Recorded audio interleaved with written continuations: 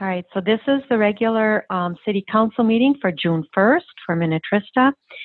First order, I'm going to do a roll call. Let's start with, and then we'll do the Pledge of Allegiance. So first, Mike Baroni, our administrator. Just say here. I'm here. Okay. Brian Grimm, Finance Director. I'm here. David Abel, Community Development Director. I am here. Andrew Biggerstaff sitting in for Ron Beatty this evening. Here. All right. Welcome, Andrew. Chief Falls. I'm here. Gary Peters, Director of Superintendent for Public Works. I am here. And Allie Paulfus, Director of Administration. I'm here. Chris Lindquist, City Clerk.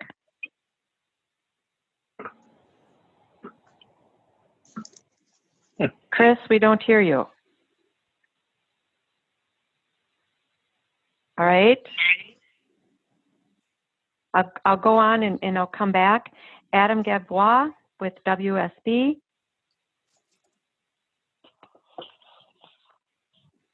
Are we missing Adam still? Madam Mayor, this is Allison. I don't see Adam in on the call yet. I will notify you when he comes in.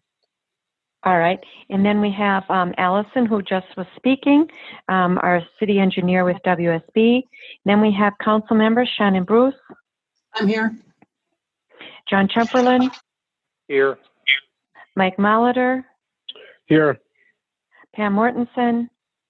Here. And I'm here, Lisa Whalen, the mayor. And then we have, I'll go back to Chris. Chris Lindquist, can you? We can't hear you. Can you hear me now?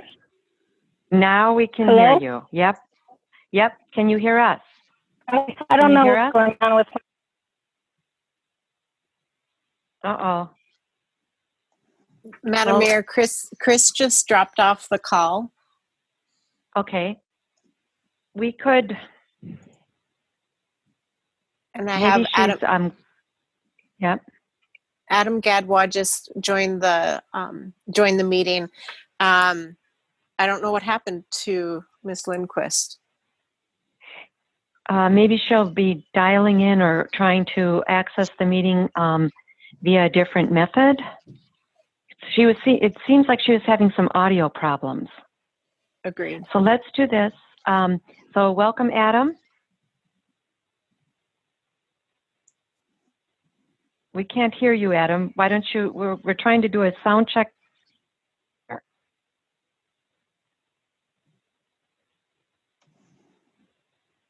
Okay, Allison, we're not hearing Adam either.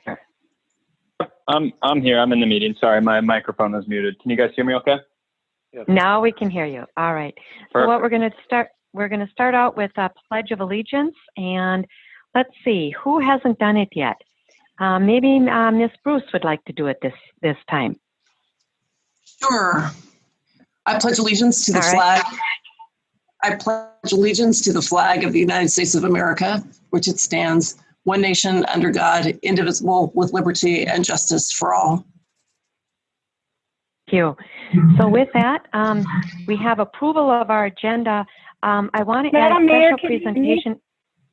Now we can hear you, Ms. Lindquist. Thank you. Can you hear us? Okay, thank you. Okay. Yes, I've been able to hear you all the whole time. Okay. All right. Well, we can hear you now. So we have the agenda in front of us.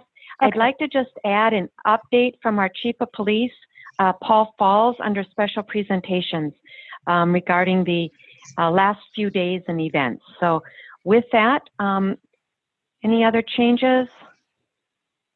Is there a motion to approve the agenda with that one addition? I thought of doing it under staff reports, but I think it would be good to have it at the beginning of the meeting. So that's the only reason I'm putting it under special presentations. Is there a motion to approve the agenda with that one change? I'll make that motion. It's Pam. Okay, so Pam made the motion and Mr. Chumperland seconded that. All those in favor signify with aye. Pam, how do you vote? Aye. Mike Molitor, Yes. John Chung, Aye. Shannon Bruce, Aye. and Lisa Whalen. I vote aye. Motion passes 5-0. So we'll move on to special presentations. Chief Golf, can you give us, I know you had sent out a couple of emails last week, but could you give us an update, what's happening? I know there was, if you will, a little bit of secrecy around some of the events. Can you kind of explain and bring the council up to speed? Sure, Madam Mayor, members of council. So as you're aware, there's been a lot of civil unrest in the Twin Cities metro area since last Monday, when the death of George Floyd occurred a week ago today. And a few days after that, it really started to ramp up with, as you know, it started out with peaceful protests and quickly turned into rioting and looting on a massive level in Minneapolis and St. Paul. Some of that rioting and looting did spill over into a couple of the first ring suburbs. I guess I'll try to keep this as brief as I can, but I also want to be thorough because I think perception in a lot of cases doesn't necessarily do a good job of explaining. So with that, it did take several days. There's a lot of frustration, I think, from the public about what took so long to get the adequate amount of resources and staffing and things like that. So as you know, the National Guard is involved and has been for a while. That executive order was signed, I believe it was Thursday or Friday, and it takes time to deploy all those troops. They weren't sitting in Minneapolis waiting to go. So I think we saw one night that was still pretty destructive and violent after that had occurred because all those troops weren't here yet. So long story short, obviously you saw a drastic change starting with Saturday night where the police in conjunction with the National Guard were able to really contain and protect targets and disperse crowds before anything bad happened. So along with that, there's been a lot of social media information. And I guess before I go too far into that, I just want to let you know that the state EOC has a lot of people set up for the COVID emergency, but now they've also got a completely separate division in the state EOC for the civil unrest situation. And as part of that, the state and the county both have crime analysts that their job is really to evaluate information, much of it coming from social media. A lot of that information has been directed at the western suburbs, and they're not exactly sure why that is, but they do take all of that information and they try to vet it out and find out, is there any credibility or validity to that? And I'm happy to report that to date, they don't have one credible piece of information specifically, most importantly for our specific city, but even for cities around us. I think Wayzata did have a couple of threats. They were mentioned early on, but none of them actually happened, which is a good thing. So they're also tracking things like you're hearing a lot about massive amounts of people from out of state coming here to cause terror. That certainly has occurred, but not on the scale that has been reported on social media. And those crime analysts were able to look at everything from flights to buses, train schedules, rental cars, hotels, things like that. And they're able to track that down so they can give us much better and more accurate numbers of what exactly we're up against. So the good news is we've done a ton of stuff behind the scenes, which you haven't heard about, and I'll get to why that's important. But some of these groups, certainly there are lots and lots of protesters that just want to protest peacefully, and there's no problem with that. That's completely legal, and quite frankly, nobody has any issues with that. But in addition to that, as you know, there's a lot of groups that are funded. They have very, very good funding sources. They're very, very organized, and their job is just to come into town and cause chaos and cause violence and looting and riots and all the things we've seen. Not only here, but they're doing it across the country.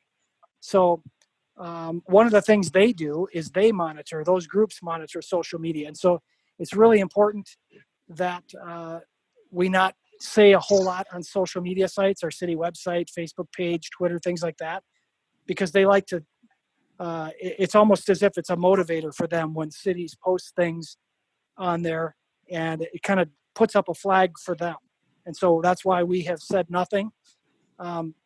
We've only had a handful of calls from residents, and it's less than a half a dozen that I've personally taken since this started, with just some minor concerns about some of that information they've seen, and maybe what they can do to protect themselves. Fortunately, we've had no issues whatsoever out here to date. So that's a good thing. There was supposed to be a protest in Chaska, I believe it was yesterday. That actually did not end up occurring. It was kind of more of a virtual protest. I'm not even sure how that played out, but there's a lot of planning, I think, in the Carver County side and Chaska side that went into that, and it just didn't happen. Certainly not to the magnitude they had expected. So that's all good. So I just want to, I guess, reassure you that we are on top of this. The Lakes area has certainly worked together. I did send out an email that talked about the fact that we all beefed up our staff. A lot of that was, well, two reasons. One, obviously, we didn't really know what to expect. So we wanted to be prepared. And secondly, a lot of the normal channels that we would get assistance from, mainly Hennepin County, a lot of their resources are tied up downtown. So, and with their own infrastructure, the government center, courthouses, things like that. So we knew that even if we got or requested help, if we were able to get any at all, it would certainly be delayed. So it only made sense to beef up our staff, not only for our department, but all the departments around us. So that worked out well. We are back to normal staffing, just based on a lot of information. That doesn't mean that we couldn't beef it back up if we do get a credible threat or new information, which is still being monitored, and that will go on for some time. So I guess with that, I guess I should mention a couple other things. There was this, I believe it was Senator Osmick sent out an email. He did not include law enforcement, to my knowledge. Someone found this and then forwarded it to us. And there was another lady, I don't know if she was a representative or a senator, I'm not sure, I forgot her name, sent out some information. And I think everyone has good intentions. They just want to make the public aware. But the fear is that by doing that, a lot of that information that was sent out was based on some of this false information. And so we don't want to scare the public into thinking that, we're next. And more importantly, we don't want cities and counties to start reacting to that information and posting things on their website or social media in response to that. Because again, it can and may make them a target. So it's just important that we keep that in mind. Certainly if we had a specific threat that we were able to validate or find credible, absolutely, if we had something specific to warn about, we could do that. But to date, we have not found that to be the case. So no need at this point, but we are monitoring that. So with that, I guess I'll stand for any questions. Thank you, Chief Balls. Council, do you have any questions? Mike Molitor, I'll start with you. None here, thanks. Okay, Pam Mortensen. No, but thank you for all your hard work, Paul. Okay, John Chumperland. No questions. Okay, Ms. Bruce. Just one. I'm just thinking about the Thursday funeral coming up, and are you planning on beefing up staffing levels on Thursday because of that? That is a great question. That is something we are watching closely. They do predict that there will likely be an uptick in activity around that date, and I think there's another date significant to Minneapolis, because I believe his funeral is going to be in Houston on Thursday. But that's something we're watching very close. So very likely that we would do that, but we haven't decided at this point yet. Okay, thank you. Thank you. So again, Chief, I know I've talked with you numerous times in the past 4 or 5 days, and just know that you've got the entire council behind you, and we support your efforts. We certainly want to make sure that we're as prepared as we can be. And Obviously, we are all concerned about the safety and property of our residents. And so thank you for all of your efforts. I know you've been very busy in the last few days. So again, thank you for that. So with that, then we'll move on to our next item, persons to be heard. Mr. Baroni, did you have any emails that you need to read? Mayor and Council, I did not receive any emails today. All right, thank you. So then we'll move on to our consent agenda items, consisting of A, approve our City Council regular meeting minutes from May 4th. This was brought back. B, approve our work session meeting minutes from May 18th. And then C, approve our City Council regular meeting minutes from May 18th. And D is a resolution to approve claims. Are there any that we need to remove? This is Shannon Bruce. I'd like to remove item D, the claims. Okay. Otherwise, we have remaining consent agenda items A, B, and C. Those are the regular and work session meeting minutes. Is there a motion to approve? So moved. This is Pam. Okay, Pam made that motion. Is there a second? John T. L. second. Okay, Mr. Trumperlin made that second. All those in favor will signify with aye when I call your name. Pam? Aye. Mike? Aye. John? Aye. Shannon? Aye. And I vote aye, so that is a 5-0. We'll move on to number D, claims. Ms. Bruce, you had a question? Thank you. On page 19, there's an item under specialized environmental tech for $259. It's mulch for trees and shrubs. I was just wondering if that's coming out of the Parks Fund, and if it isn't, if we can have it come out of the Parks Fund. Brian, I think that's a question for you. Yeah, hey there.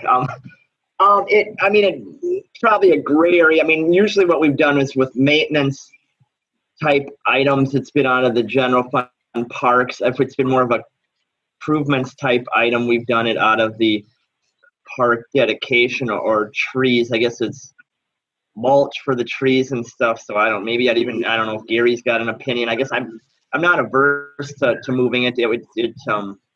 It's probably a little bit of a stretch, but it wouldn't be that big of a stretch, I guess. Well, I know that we have to operate under certain rules in terms of what we can use the park dedication funds for. I thought they were for park improvements or park accessory buildings or whatever equipment. Can we use it for maintenance items like mowing and mulch? I mean, is that really a legal? I want to make sure it's all legal. Yeah. No, I know mowing would for sure not be. I mean, that's maintenance, and I guess really mulch. I know if my wife puts stuff in the garden around trees, usually that's an annual thing. So I would see that more as maintenance versus like any new improvement or something. But that's why it was coded to the general fund. Okay, well, and it was just a question. The other question I have is on page 21. I just had a question about what is PSN? What does that mean? PSN, it's a abbreviation or acronym. It's a payment service network. It's our online payment site or whatever for our residents, and so that's that payment service sector. That's what PSN stands for. So residents pay the city through that service? That's our fee, and on the for the utilities customers, we had made the decision several years ago that we pick up the fee that's associated with them paying online. I mean, on the benefits to the city is obviously we get it's a service to our residents. We a lot of times get paid quicker and stuff, but that we have that monthly fee then that we pay to payment service network that we're picking up for those individual items that when residents pay their utility bills. Okay, yeah, I was just questioning why part of that was going to the recycling fund, and that makes sense. Thank you. Yep. All right. Any other questions regarding the claims? Okay. Hearing none, is there then a motion to approve the claims as presented? So moved. This is Shannon. Okay. Is there a second? I'll second that. That's Pam. All right. So a motion has been made by Ms. Bruce and seconded by Ms. Mortensen. Sorry. So all those in favor signify with aye. Let me ask anybody dissenting. All right, then let's just all say aye. Aye. Aye. Aye. Aye. Okay. All those opposed? None. So motion passes 5-0. So next we'll move on to our business items. We're going to start with a resolution to approve the plans and specifications and authorize the request for quotes for the 2020 crack seal project. Ms. Falski or Mr. Gadbois, which one wants to take this one? I'll take that. Am I unmuted? All right. Thank you. Can Yeah, we everybody can hear hear me you. all right? Okay, perfect. Thank you. All right. Yeah, this should be a quick one. At our last meeting, we talked about this project. It's a maintenance project here to do some crack filling. You can also call it crack sealing. I think it's used interchangeably in the memo items here and in the project names.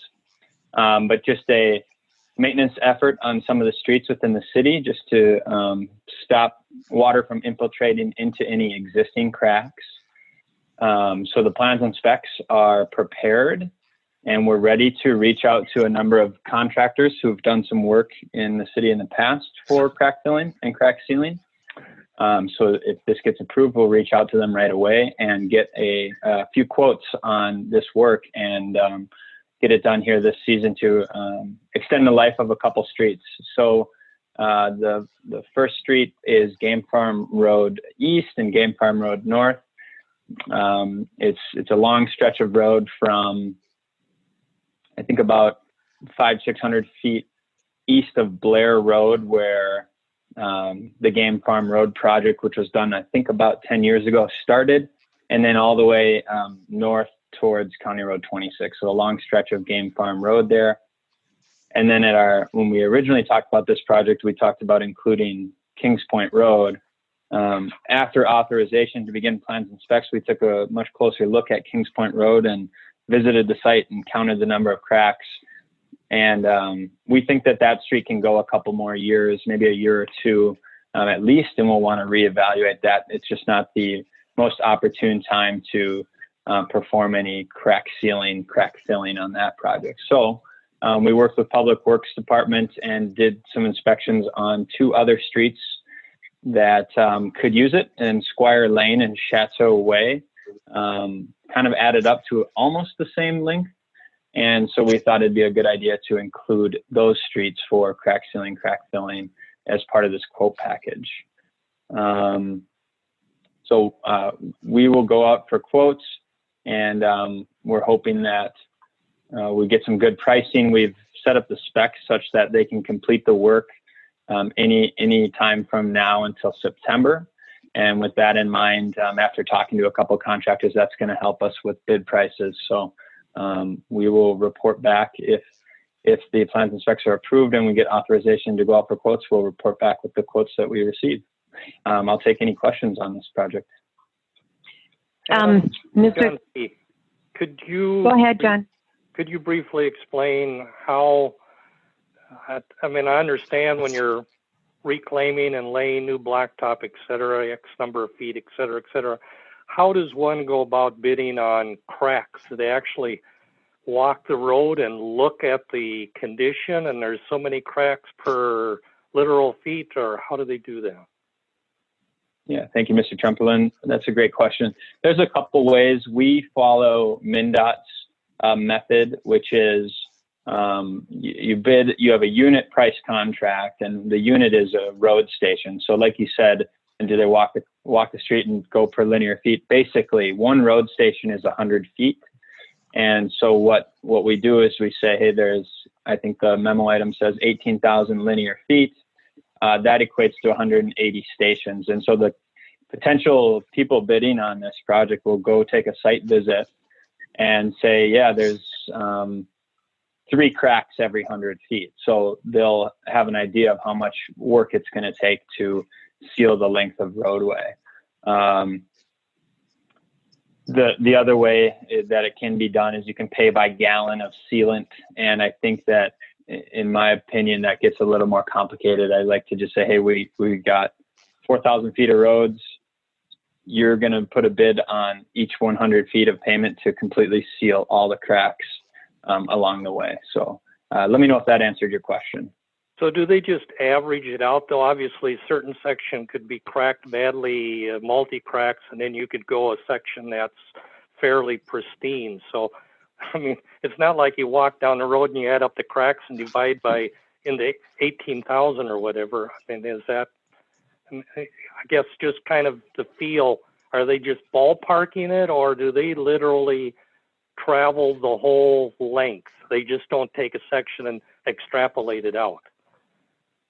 Yeah, they'll just, I can't speak for exactly how they'll do it, but I've spoken with a number of these contractors, and we've done these projects in the city in the past in this same method. And so they'll drive from one end to the other. Game Farm Road is, maybe 2.5 miles or something like that.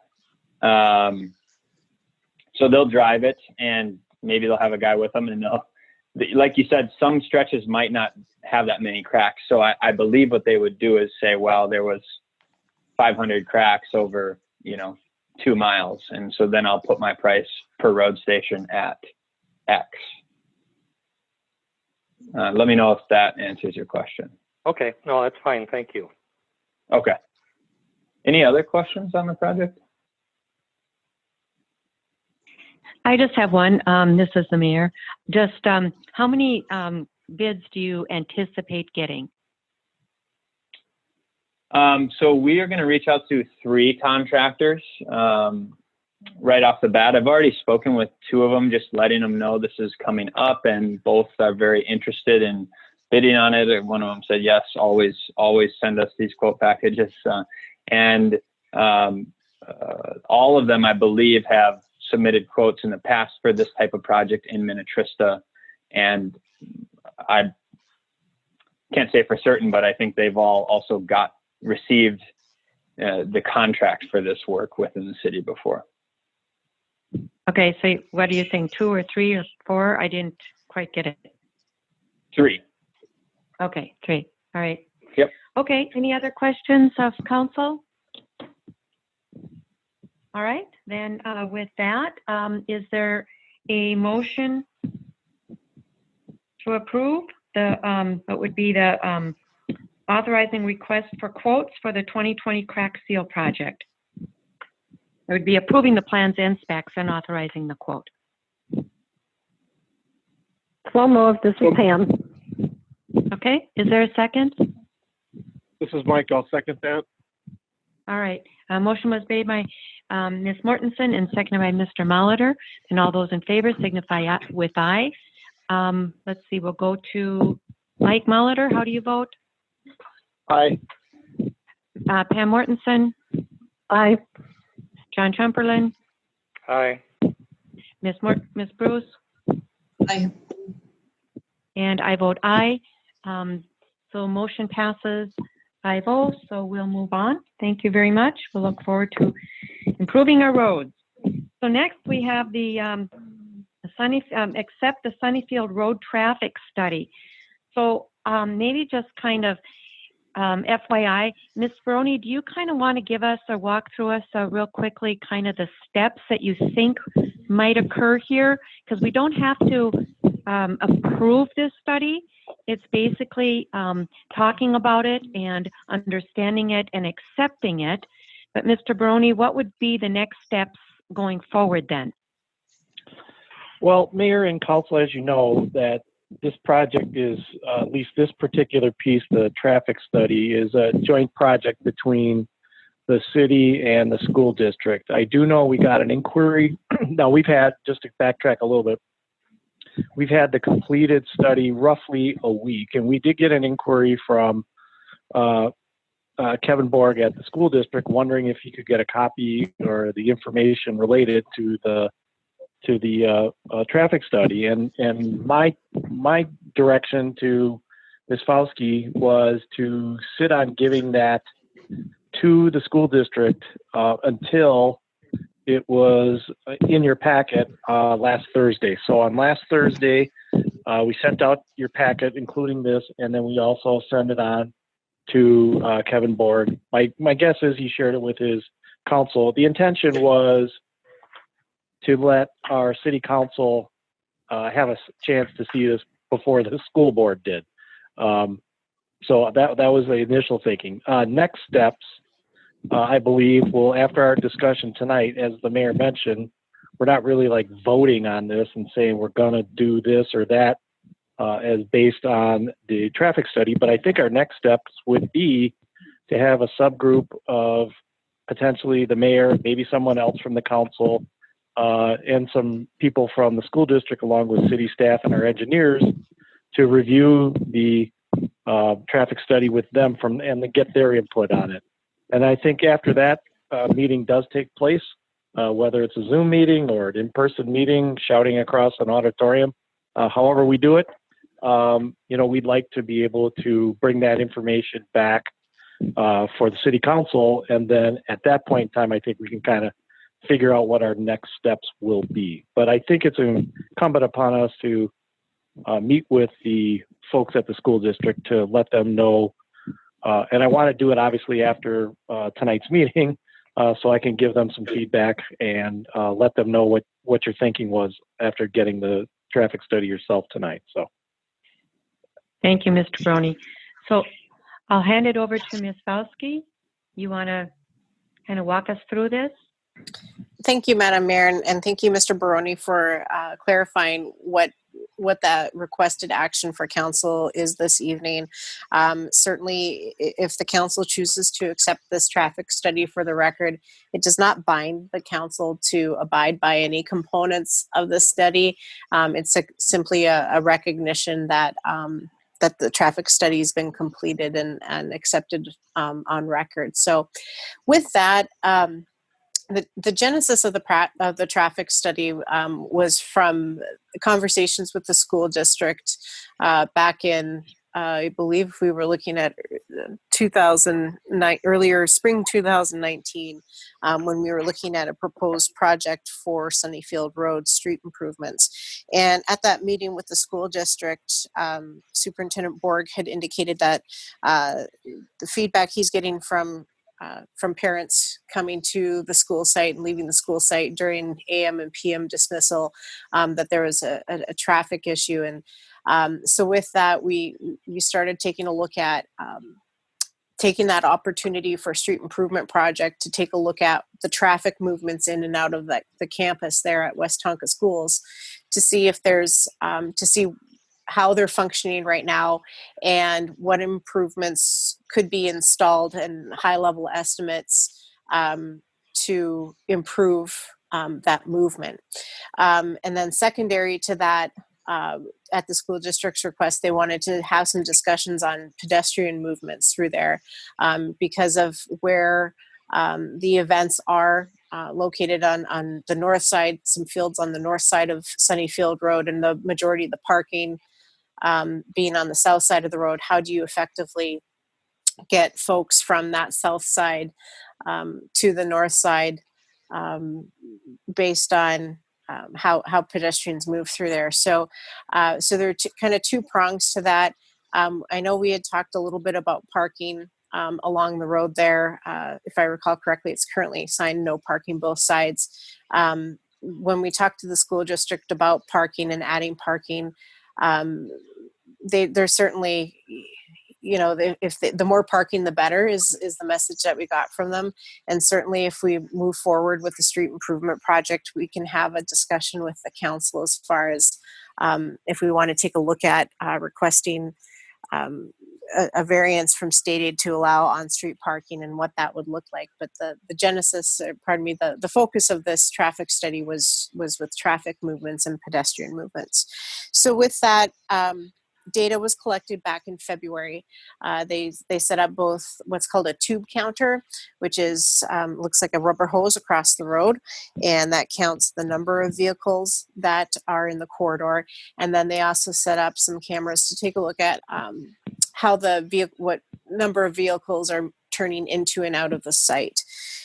So in traffic studies, you typically look at the peak times in the morning and the afternoon, and they typically look at an hour-long segment. And as noted in the study there, when they looked at the hour-long peaks, they weren't seeing anything that really varied from the average daily turning movements. So they narrowed the focus down to 15 minutes to try to capture the highest use into and out of sight, the highest volumes into and out of the site. And so with that, they came up with they call them levels of service, and that's designated by levels of service A through F, a scoring system of sorts. So when you have for example, in this situation, when you have an unsignalized intersection like we do on Sunnyfield Road at the school entrance, where it's not signalized, there's no traffic signal there. Levels of service A through D, those are an uncongested conditions, and a level of service of E or F would constitute a congested system. So that's based on the delay that a particular vehicle would have, how long would they have to wait before they can make their turn. So through there, in the analysis, we were seeing that the roadway does not meet the congested criteria for this unsignalized intersection, but still wanted to provide the council with some options to consider, not only to reduce traffic delays, but there's also some components that would help address pedestrian movement through the corridor. So some alternatives that were presented within the study were left turn lanes to the eastern access of the school, as that's the entrance that saw the highest turning volume. And the estimated construction cost for that improvement would be between $200,000 and $250,000. And then another alternative, a little similar to a left turn lane, is called a two-way left turn lane.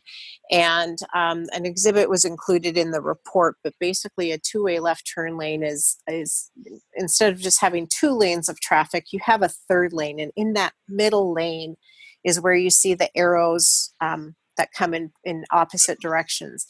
And the reason that was included as an alternative to consider is it allows for longer queuing lengths for that left turn into the school site, so that you could get more cars in that turn lane, in that two-way left turn lane versus a dedicated left turn lane. So that was another alternative. And then a third one is a mini roundabout. Those are starting to pop up in some other school districts. And when you look at the mini roundabout option, you're looking at some construction costs near $150,000 and $200,000. So, from a dollar standpoint for construction costs, it's comparable. But then there's the other component of, right-of-way acquisition and through there. So there's some other costs that would have to be incurred if that option were to be pursued.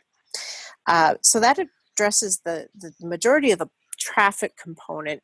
Again, the other component to the traffic study was looking at pedestrian movements through there. Now, because the vehicle counts were taken in February, clearly we would not see a high pedestrian usage in Minnesota. So the intent was to have somebody from the traffic engineer's office to go back and take a look at a high use of the facility, and based on Superintendent Bork, he indicated that's typically after school hours or on the weekend. So we were going to coordinate with Superintendent Borg so that the traffic engineer could observe an event that had a high pedestrian movement.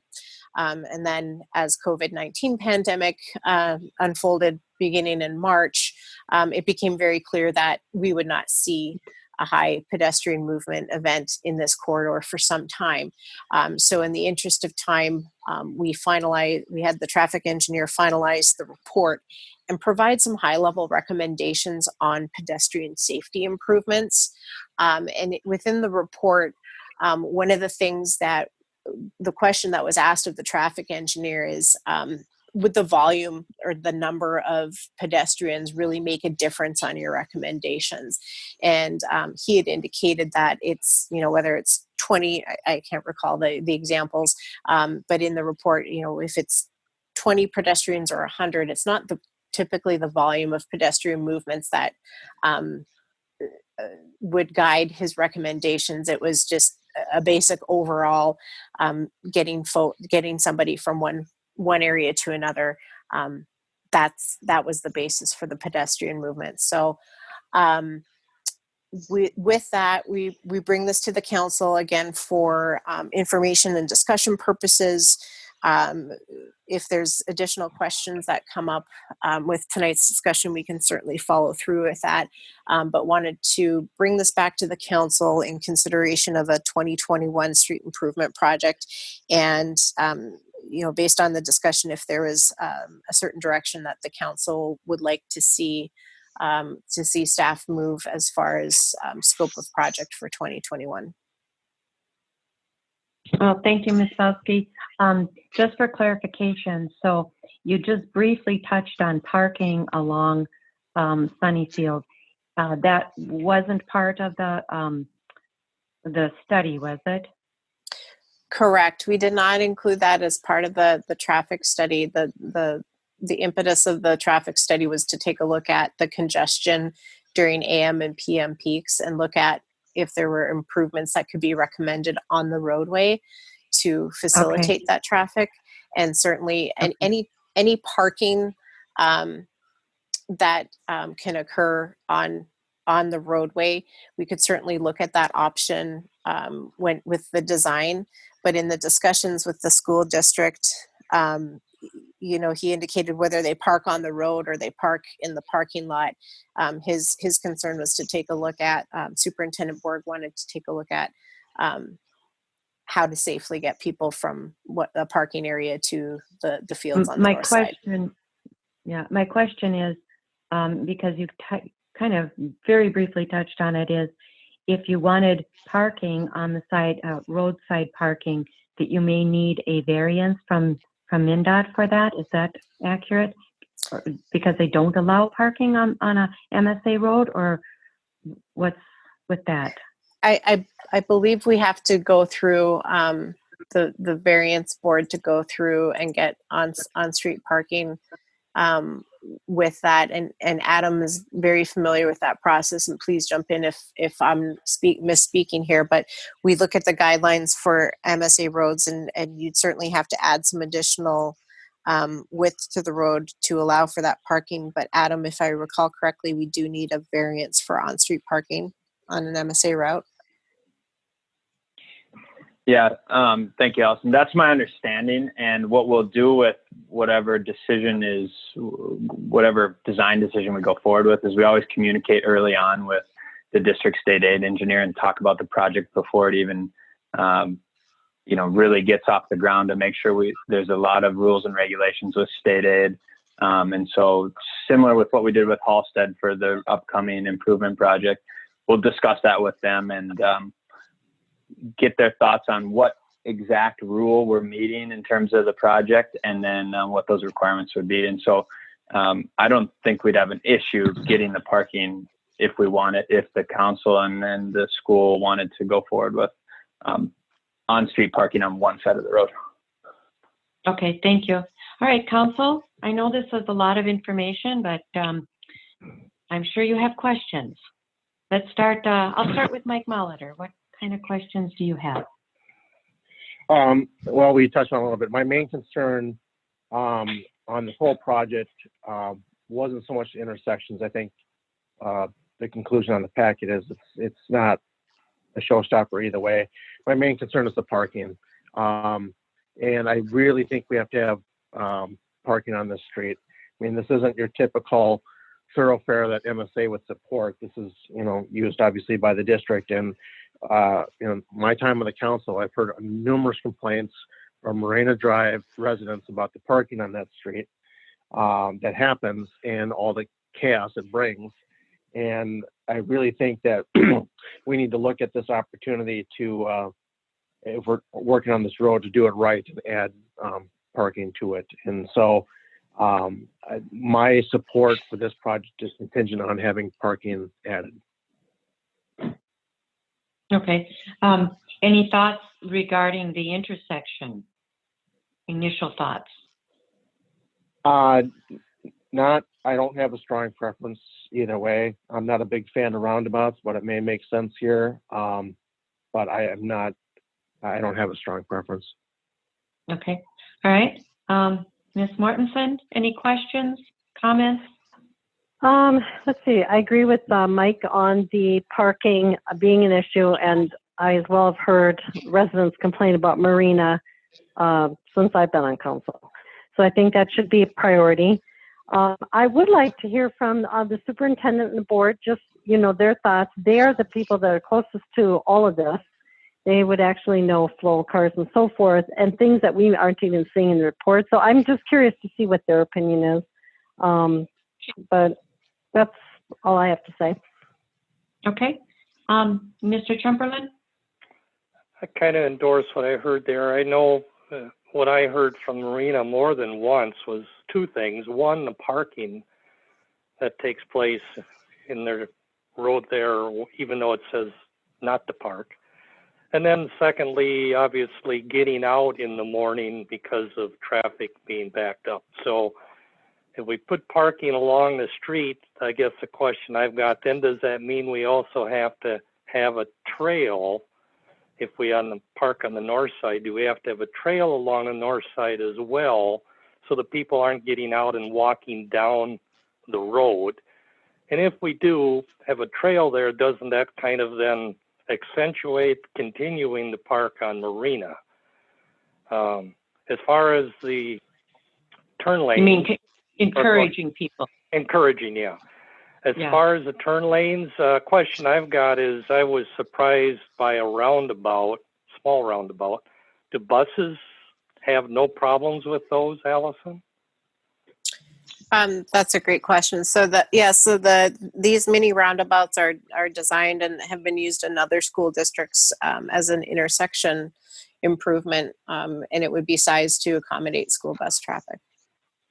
So if I'm looking at page 80, which is the map of the intersections there, east, west, the ball field, the bus parking lot, is the normal flow in the morning, the buses come in, the majority of the buses come in off of 110 and turn into the east, turn and come into the school parking lot there, the east entrance, and then leave through the west to go across to the bus parking? Is that the normal flow?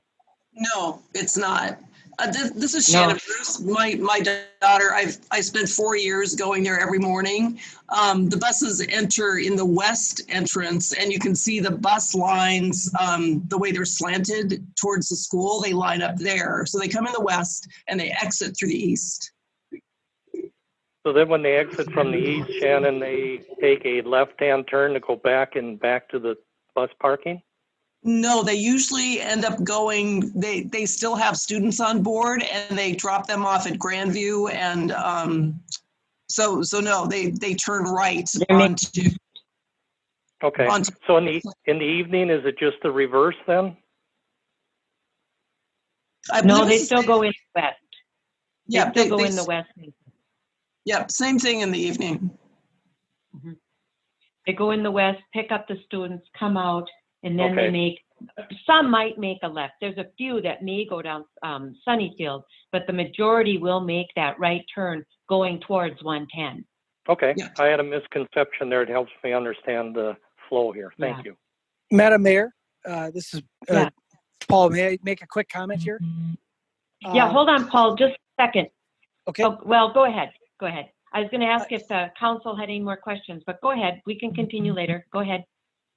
Okay, just a real quick comment. Just so the council is aware that during the school year, we actually send a CSO up to the high school Monday through Friday at the end of the school day to block traffic on Sunnyfield so that those buses can exit out of that east entrance exit location because they get stuck there and nobody wants to let them out. And I just want you to be aware of that as we move forward with the planning process. in whatever design you choose.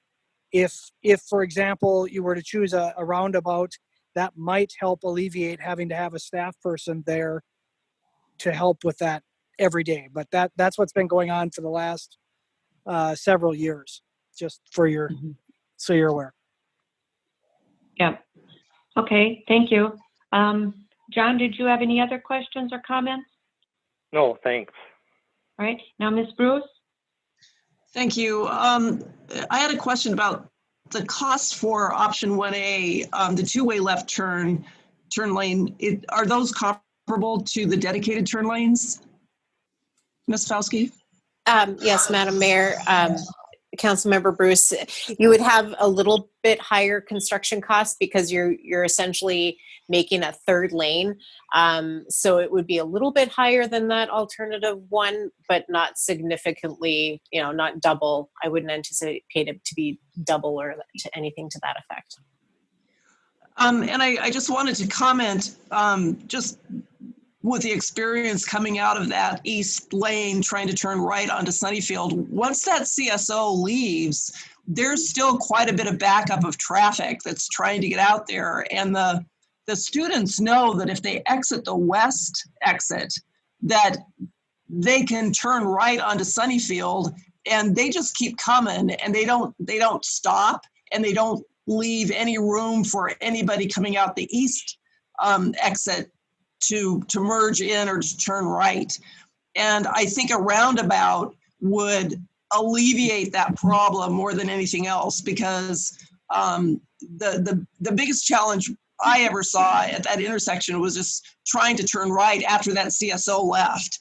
And it was impossible for a good deal of time. Keep in mind that with that roundabout, the people coming out of the western entrance heading east on Sunnyfield would have the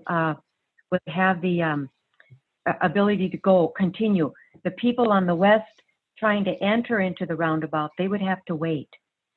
So they would have it wouldn't help that situation with the roundabout, because but they would have to slow down to enter the roundabout, and they don't right now without a roundabout. Once the CSO leaves, they go, and it would slow them down to the point where somebody could actually merge in there and make a right turn. Well, we have a roundabout. John, you were asking about a roundabout. We have a mini roundabout already in Minnetrista. It's over there in Halstead. And we've gotten a lot of, initially we just got complaint after complaint about it. I'd be very leery about putting a roundabout. So when they say roundabout or mini, that is, I've been through those multi-times. That's the size we're talking about. Yep, that is a mini roundabout over there in Halstead. If you haven't been there, take a look at it. Yep. Oh, okay. Yeah. Well, ultimately, I think, again, we need to, have a discussion with the school district. They know the situation probably a lot better than we do. I've had 2 kids graduate from Mount Westonka, and so I too, as Ms. Bruce is, aware of the issues here. My only question is this, Ms. Fauske, I know you said that a signal isn't warranted, so you couldn't do a 4-way stop at that, at the western intersection? Would that help at all, or would that be feasible?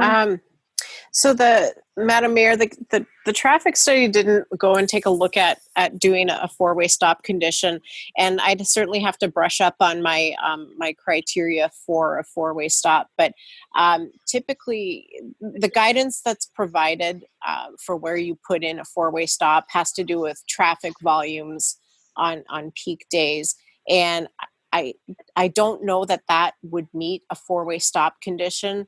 The other challenge is when you add that stop condition,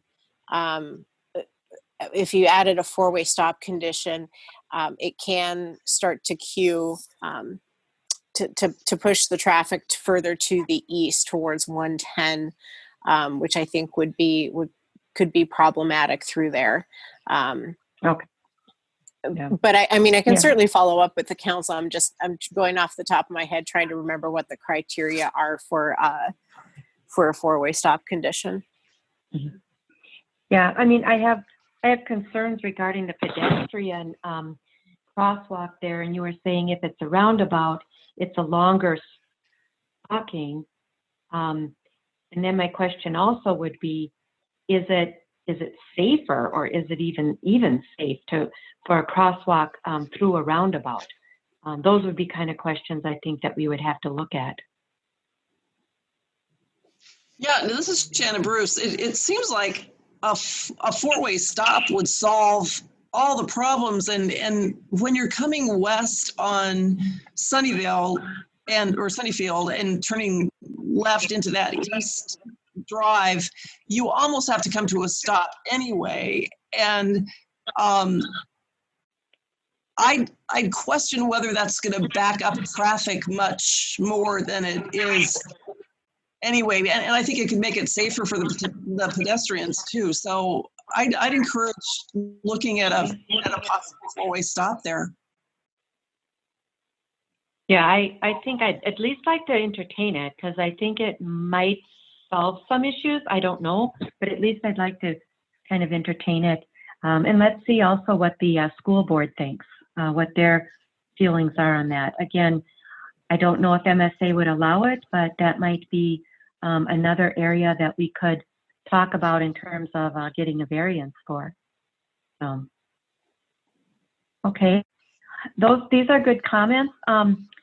Mr. Brony or Allison, do you feel that this is enough information that we can take the next step, and that would be to then set up a meeting with the school, a few of us? We certainly can, Mayor. A little surprised that we haven't really, I know it's kind of a bit of a dive into the data, but if you look at, I'm trying to find a page of the pack instead of the, just give me a second. So if you look at page, I guess it's 87 of the packet, it's page 11 of the actual traffic study. There's the table 4 and the table 5, and those are the data related to scenario 1 and scenario 1A, which is the 2-way left turn. The improvements, I think, are fairly minimal that you get from adding either of these options. If I'm incorrect on that, Ms. Falsky, you can correct me. But I think one of the things that I got out of this when we discussed it at staff level about a week or so ago was that either adding a roundabout or a 2-way left turn, that for either 100, 150, or even $250,000, you're getting very little improvement to the peak time. It seems like there's about a 15, maybe a 30-minute really bad time each part of the day, once in the morning and once in the afternoon. And adding in these solutions just minimally changes it. It's almost as if the data is telling you don't do anything. If you do anything, one of these two choices, you're not going to see much improvement. And I think at some point we should, just be cognizant of what the data is telling us. That I guess Ms. Falsky could to point it out, but it's got movement delays, LOS. If you look, there's a left turn that's got 25 with the letter D behind it, and same spot on this table below on table 5. Got 24 with the letter C. I mean, one's a D. It's like grades in school. One's a D, one's a C, but they're 1 point apart between the 2-way turn and the just dedicated left turn lane. So I don't think you're seeing a lot of improvement. So I know we're talking about roundabouts and 4-way stops and stuff like that, but I still think that we're dealing, even though it's terrible for 15 minutes, maybe 30 minutes, depending on what kind of weather we're having, I don't think you're having a huge issue where it's, a big problem for hours on end, like you could maybe at a city intersection that handles a lot more traffic. So, well, and you're saying cost versus benefit. Yeah. I'm kind of you say for 15 or, let's even average it out to 20, 25 minutes a day, twice a day, you have to kind of put up with backups. Other than that, you'd almost be making it worse. My biggest concern is that pedestrian crossing. And when I looked at the data and I looked at the sketches, it looks like if you add the turn lanes, that you're actually making it less safe for pedestrian crossing. So that would be my biggest concern. So those are things to consider. Again, we don't have to make these are good points. Everybody has kind of weighed in and made good points. I know we'll have more discussions on this. We will. Tonight was kind of a, informational thing. Ask your questions, get more information if need be. So it sounds like we need more information on the stop signs, and we need more information on the on-street parking, and then we will, be able to sit down with the school district and talk with them and get their input, and then we'll bring it back to council and have some more discussions and hopefully make a decision before too long, because we want to get moving with the with the plans and specifications. So, council, any other questions or comments? Okay, then what staff is looking for is not to approve, but to accept the study. So I'm looking for a motion to accept the Sunnyfield Road traffic study. I thought we weren't voting on this. No, just to accept it. We're not voting to approve Endorsing it. And yeah, we're just we're saying yes, okay, we've seen it, we're accepting it. We're really not going to do anything with it, except we're just accepting it.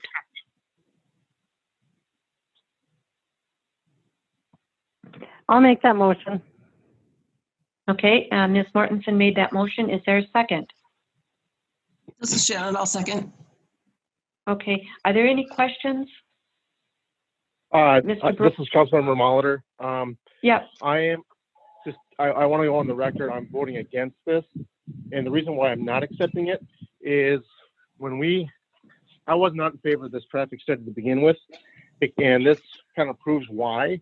There's really not a traffic problem to solve here. There's a parking problem to solve. And this traffic study does nothing to address the parking problem.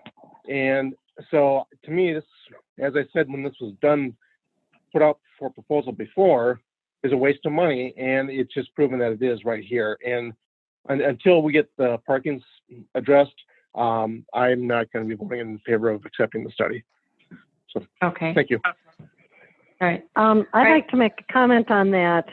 I did find this study very beneficial. I found that even though we didn't see much improvement, it's there for us to know that this is now a fact.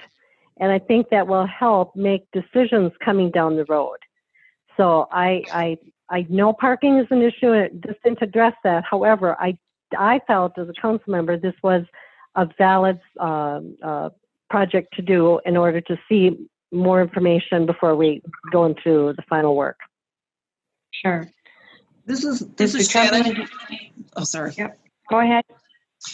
This is Shannon Bruce. I agree. I think being able to see the cost benefit for building a roundabout or the turn lanes and all of that, and I think Mr. Brony made some good points that perhaps the benefit isn't there with what the costs are going to be, but we wouldn't have known that if we hadn't done a traffic study. So I think it was valid, and I think it gives us valuable information. Yeah, I agree. I think the study, we wanted to find out how many turns there are, how many people. I mean, it was the turn lanes and that those two entrances to the school district that we were concerned about, and we wanted to find out, are there alternatives? Do we need to have alternatives? What are the alternatives? What are the costs for the alternatives? Or do we just do status quo?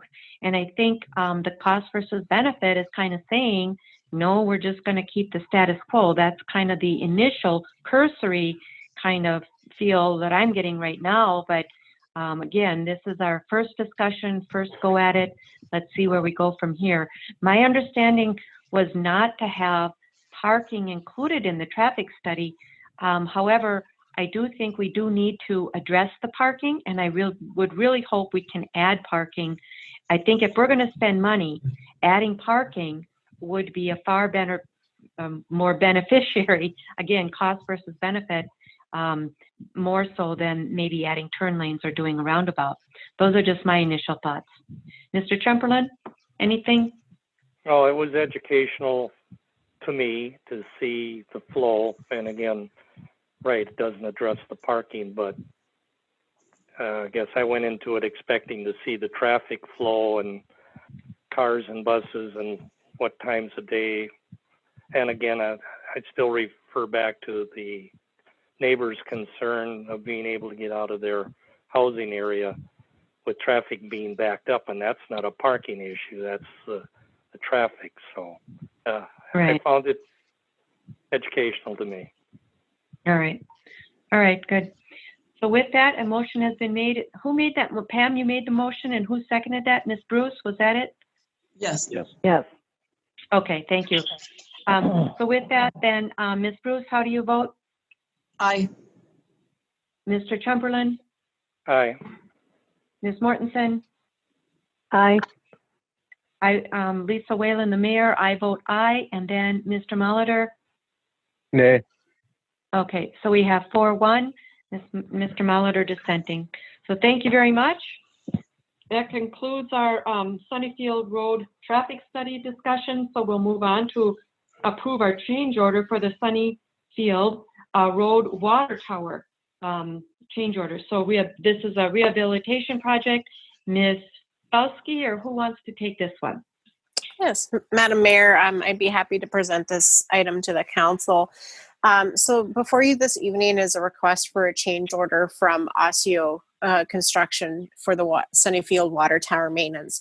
And the change order stems from the delays that the contractor has on a start date due to the temporary relocation of the telecommunication antenna on the water tower. The council may recall that when we were looking at this maintenance project, we needed to track down the agreements with these carriers. And within those agreements, there were conditions as far as how much notice was required to give to these telecommunication companies for any temporary relocations. So the clock started when the city attorney's office sent out the notifications, and as such, the telecommunications companies are using the majority, if not all, of the advance notice that was required by the agreement. So therefore, we feel that this request for a change order in the timing of the project is justified, and make a recommendation as such within the packet and the resolution that was attached. Secondary to that, as we have discussed at past council meetings, is this contractor did also request some extension for working hours on the site, indicating a desire to go in and get some work done, have some safety net, so to speak, if there were weather delays, so that they could work on Sunday. And so included in the packet is a letter from the contractor with their request. The council certainly is not obligated to extend the working hours for the contractor. The contract documents were consistent with the city code and working hours. If the council does want to consider some variations to that due to weather, we can certainly accommodate that and communicate at weekly meetings, so to speak. If there is a weather delay on when what would constitute an opportunity to do some work on Sunday, but just wanted to present that to council so that after actions taken on the change order, you can provide staff with direction as far as if the request for extended working hours is palatable. Thank you, Ms. Fauski. So basically, we have three things to decide on this change order. One would be allowing a trailer on site. Two would be extending the completion date from August to September, moving that to September, October timeframe. And then 3, they're requesting hours of operation. So maybe we can just take one at a time. Seems like the trailer is the easiest. Council, how do you feel allowing the trailer on site? This is Shannon. I don't have a problem with it. Okay. Mr. Trumperlin? I have no problems with it. Okay, Ms. Molitor, Mr. Molitor? I thought we already talked about this, but yeah, I have no issues with it. Okay, and then Ms. Mortensen? No issues.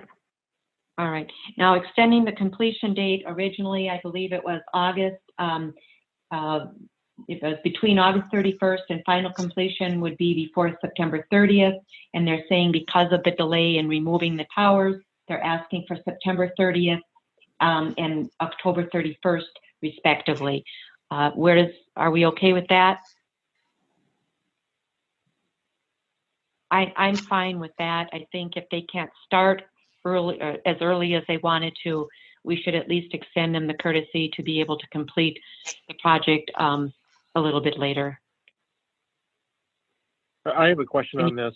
How do we get here? I mean, I thought we had timelined this out such that the antennas were going to be removed in order for them to proceed at the beginning of the project. What happened, or that didn't happen? Ms. Fauski, can you answer that? Certainly. So when we came to the council with the water tower maintenance project, we were looking at the maintenance component, knowing that the antenna were on there. The challenge was obtaining the agreements, the lease agreements that were in place through there, and wanting to proceed with the quote package for the maintenance project in parallel with locating those agreements and then getting the notification out there. So it was a parallel process as far as indicating a start date in the quote documents, and the quote documents just proceeded that much faster than getting the lease agreements and the notifications out to the tower, the end leaseholders. So we had a hard time finding the lease documents. Is that what I'm hearing? I believe, if I recall correctly, it was when we started looking at this at the beginning of the year, we didn't have the lease documents at our fingertips and started the discussions on the maintenance agreement prior to getting the lease agreements.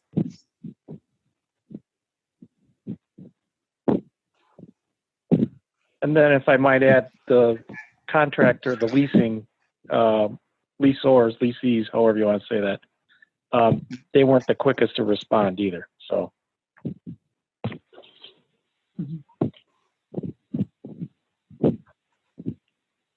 So what is the, again, remind me here, what is the approximate time where they will be starting the project then because of the towers or the antennas being removed?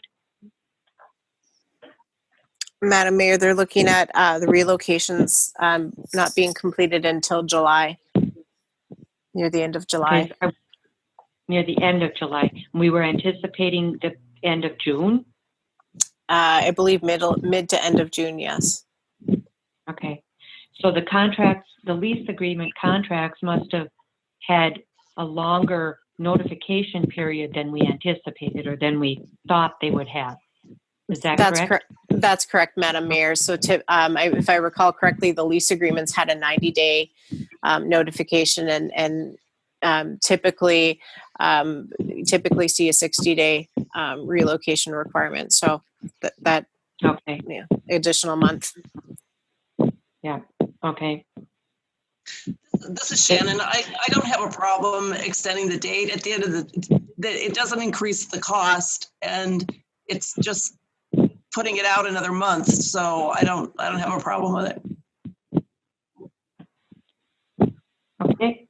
Anybody else have comments regarding extending the completion date?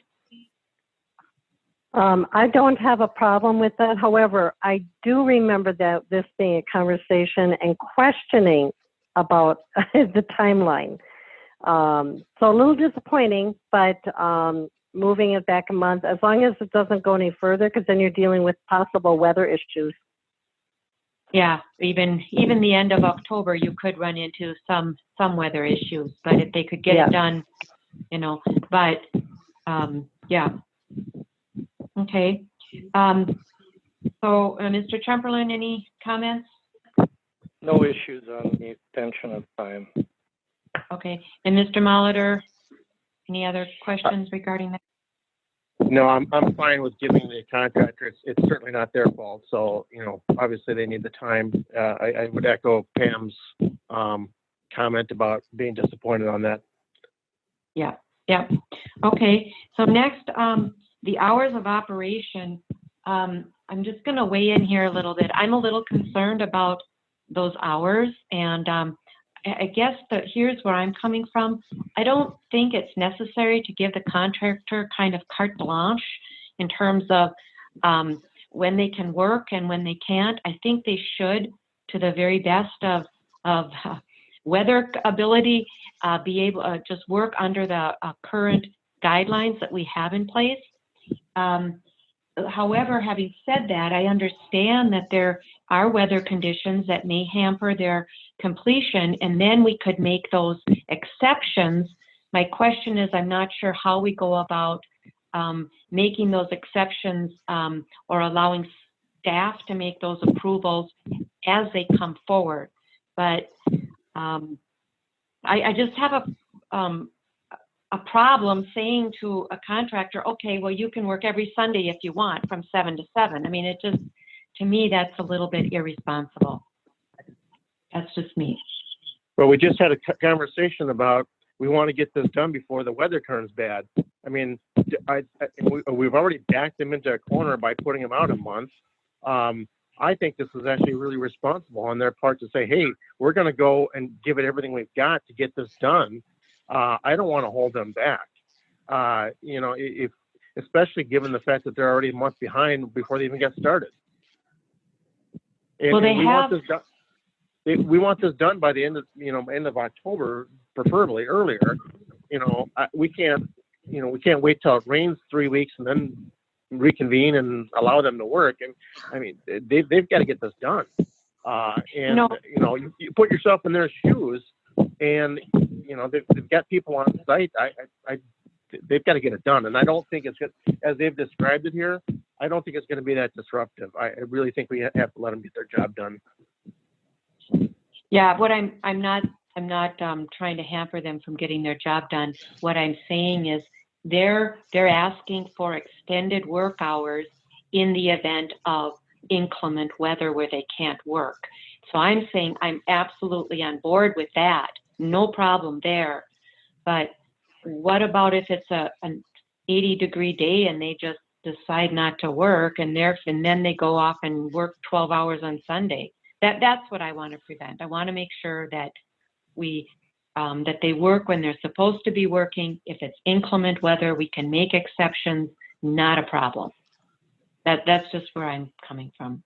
But this is Shannon Bruce. I would assume a reliable contractor is going to work when they need to work, and I would allow them the time on Sunday to work. It says quiet work only, minimal noise, and if it's going to help them complete this sooner, I don't have a problem with that. And I think on the back end, if you find people complaining about the noise, you deal with it then. And if it becomes a problem, we can say, okay, you can't do that anymore.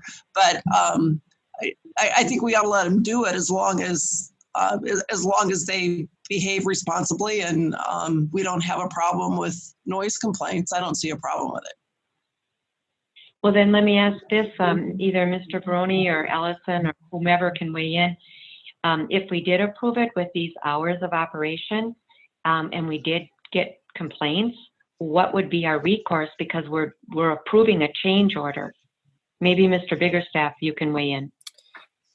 Madam Mayor, if I may, the okay. change order is for the completion dates. The request for change in hours is not part of that resolution and that change order. So if I yes, separate. Yes. So the letter request came as a discussion point so that staff would have an opportunity to respond to the contractor. The resolution is for the change order, which is for the completion dates only. Yeah, Okay. and All right, great. Mayor and Council, I'll just jump in here as Mike Baroni. So our goal with getting them to put down in writing was something that wasn't nebulous. So they can't say, well, you said we could work till sundown, and the sundown's 9:15, then they can work till 9:15. At least we've got them down to start and end times and what days and what they're doing on what days. And sounds like they're willing to work. I don't think if it's a nice 80-degree day, Mayor, they're going to not work. I think they're going to work as fast as they can and as hard as they can to get this done. That's their goal, I would imagine. And I don't know if Mr. Peters wants to jump in at all because he's talked with this company, but I think they're going to try to go full bore to get this done as fast as they can, especially now that they've been set back, like Mr. Molitor said, none of their own doing. Okay, Yeah, well, I'll withdraw Madam my comment. Council, it's Gary.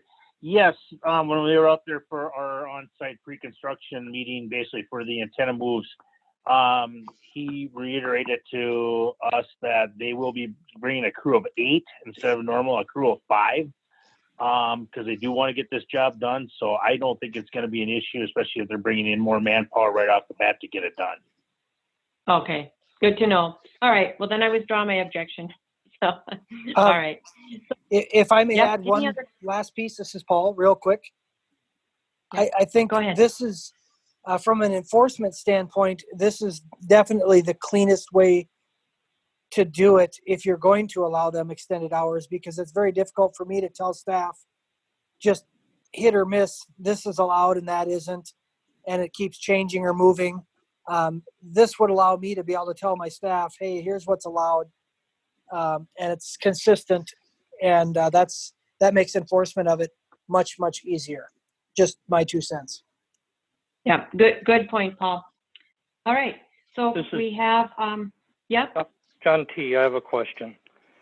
The Saturday schedule, on both the weekdays and on Saturday, it states here they'd be done blasting by 3:30. But on Saturday, the way it reads, the inference is they could start blasting at 7 in the morning. And I thought there's an ordinance or something on Saturday's noise pollution before 8 o'clock. So I thought 8 was kind of the line there. But again, I don't know. They talk about it being a chainsaw without ear protection. Well, I use a chainsaw quite a bit, a gas-powered one, and it makes a hell of a lot of noise. So I'm just curious, is 8 o'clock on Saturdays, staff, is that something versus 7 as to noise pollution?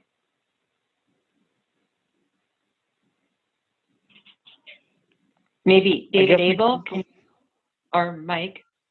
I guess we could ask them to make their Saturday, it's 1 hour a week, so make their Saturday at 8 a.m. start. I don't know if David is able to give us the start for the noise off the top of his head. Yeah, it's 8 a.m. on Saturday.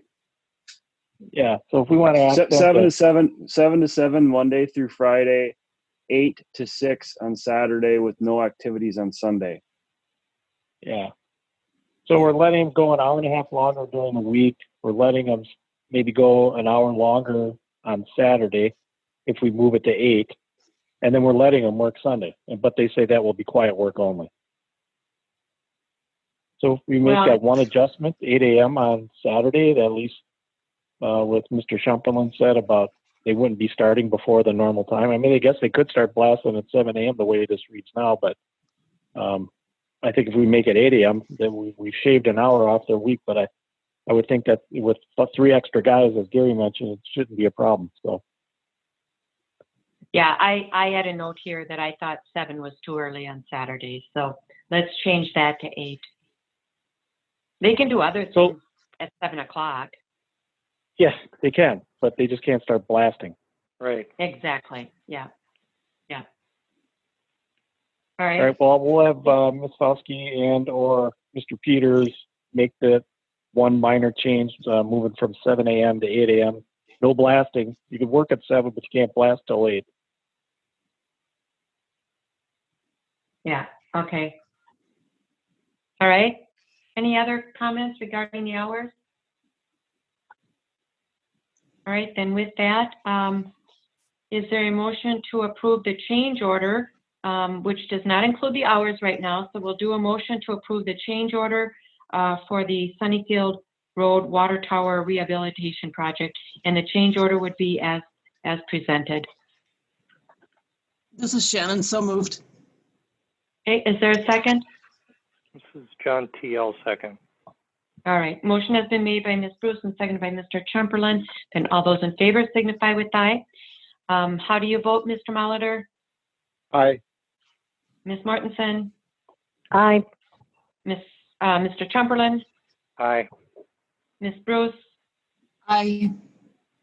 And Lisa Whalen, I vote aye. So motion passes 5-0. And next we'll make a motion on the authorizing the extended work hours. Is there a motion to extend the work hours as presented with a minor change of Saturday from 8 to 3:30, I believe, blasting, no blasting at 7? Ms. John. I make that motion. Okay, I think Mr. Chamberlain made that motion and Ms. Mortensen seconded that. And then all those in favor signify with aye. Mr. Molitor? Aye. Ms. Mortensen? Aye. Ms. Bruce? Aye. Mr. Chamberlain? Aye. And I vote aye as well, so that's 5-0. Thank you very much. So next, we move on to our election discussion. Who is going to be taking that? I think Ms. That will Folkers be is gonna me, be Madam starting Mayor. that. Oh, Yes, Ms., thank you. Can you hear me Lynn- okay? Yes, we can. Okay, perfect.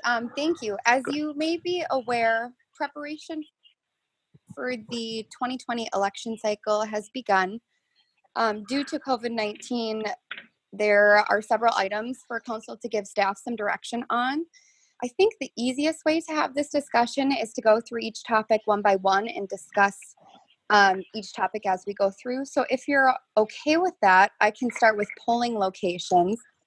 The city currently has 4 polling locations: West Tonka Admin Building, Freshwater Church, the PD Training Room, and City Hall. Hennepin County has given cities the option to consolidate polling locations if they so choose.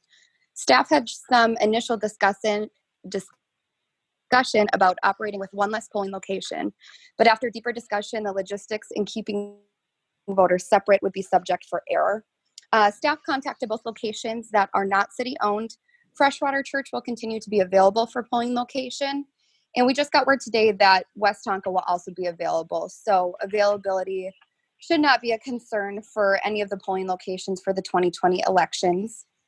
This decision must be made by July 1st and is applicable for both the primary and general elections.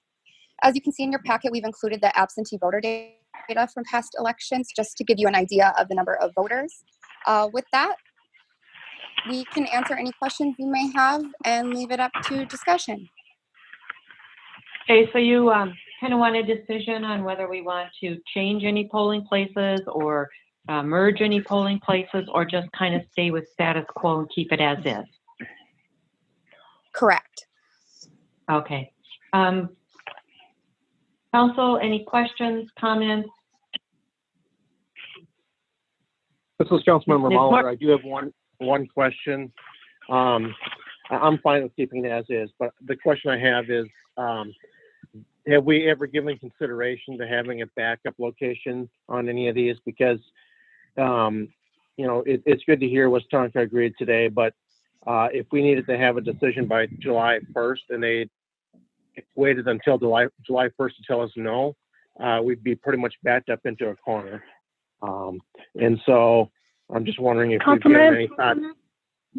Councilmember Molitor, if we have that is included in statute, that where we can, if we have a polling location, say it's burnt or can no longer hold the election within that time frame, we can do an emergency polling location.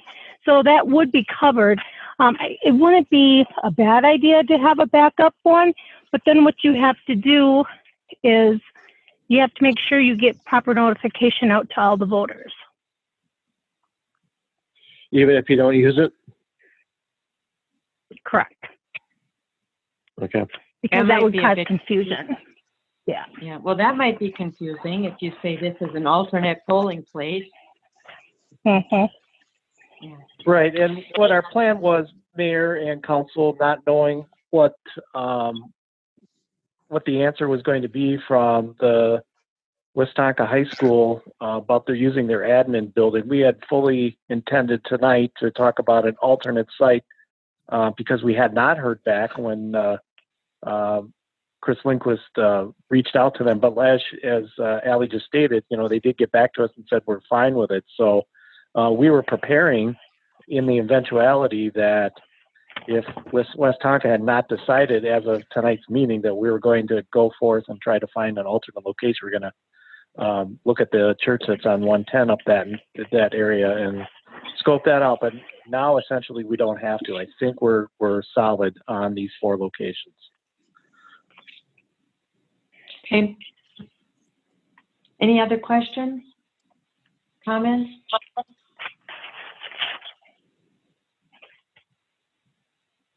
Let's keep rolling that, Allie. Yeah. All right. Okay, So it I can sounds roll like that. we're fine. I'm sorry. It sounds like we're fine with the 4 existing polling places. Yep. Kind of status quo as they've been. All right. All right. Okay. Next. Yeah, we can move on to the PPE and supplies item. Because of the COVID situation, we may have to be purchasing additional supplies, personal protective equipment, and other cleaning safety gear. Because it is a priority for both the voters and election judges, staff recommends providing election judges with appropriate PPE and making hand sanitizer and cleaning products available to provide a safe polling location. In addition, social distancing labels will be put on the floor at all polling locations, both inside and outside the building. Along with PPE and supplies, we've also discussed various procedures and precaution as it relates to wiping down equipment and other proper sanitation protocol for in-person voting. So with that, we can answer any questions on that one as well. Council, any questions? Okay. Next. Election promotion. There is much information regarding all voting methods in Minnesota, and to promote all of the voting methods available to residents, staff recommends providing information and details in accordance to the Minnesota Secretary of State Elections website. We've provided an attachment in your packet that displays some sample language from the Secretary of State's website, just to give you an idea of what will be posted in the future. And we can answer any questions on that as well.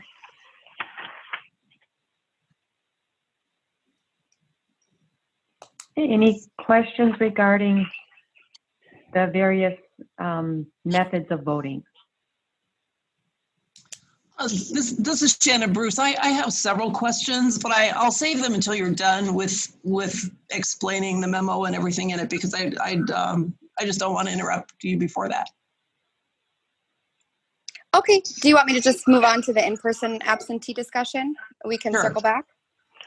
Yep. Okay. Last Thursday, Hennepin County informed cities that for the 2020 primary election, cities have the option to be open for direct balloting only. So that would be August 4th through the 10th, or not be open for in-person absentee voting at all. Typically, cities are open for in-person absentee voting 46 days prior to the election, with the last 7 days of that 46 being direct balloting.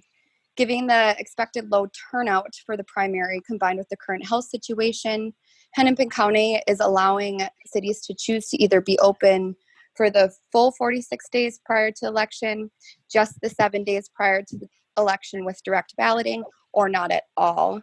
After discussion, staff recommends direct balloting for the 7 days prior to the primary election instead of the 46, just due to the possible staffing constraints and low turnout in previous years.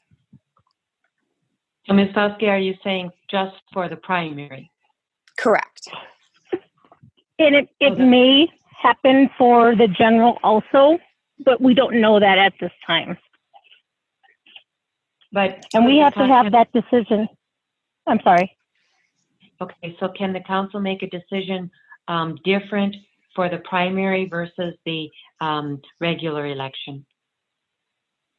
Yeah, because the county has not discussed the primary yet. I mean, they discussed the primary, but not the general yet. And we need to get this notification, and we have to notify the county by June 8th of our decision of how we're going to handle our absentee voting. And also, I was on a email blast from neighboring cities, and it looks like the consensus of most of the neighboring cities and of our size are going to go with the direct balloting. So that's just the 7-day prior. For the primary? For the primary, correct. All right. So we'll have another agenda item in front of us before the general election similar to this. Yes. Possibly. Well, we'll have to make, I thought we had to make a decision by July 1st regarding the general election. Is that not true? That's the July 1st we're going to be changing. Is... Hold on. Go ahead, Chris. I'm sorry. The July 1st deadline is for if we're going to be changing our polling location. Okay. All right. Okay. Thank you for that clarification. All right.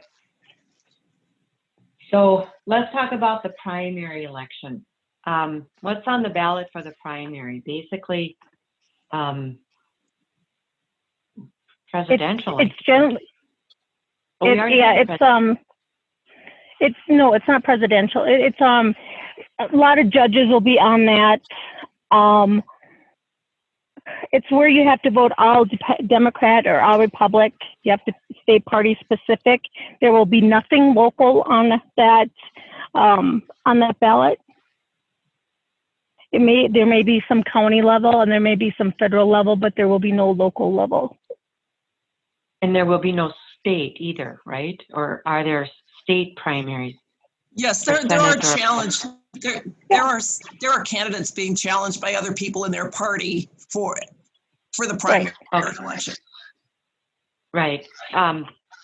Okay. Well, then I think if there's state election primaries with challenges, then you should hold it in person.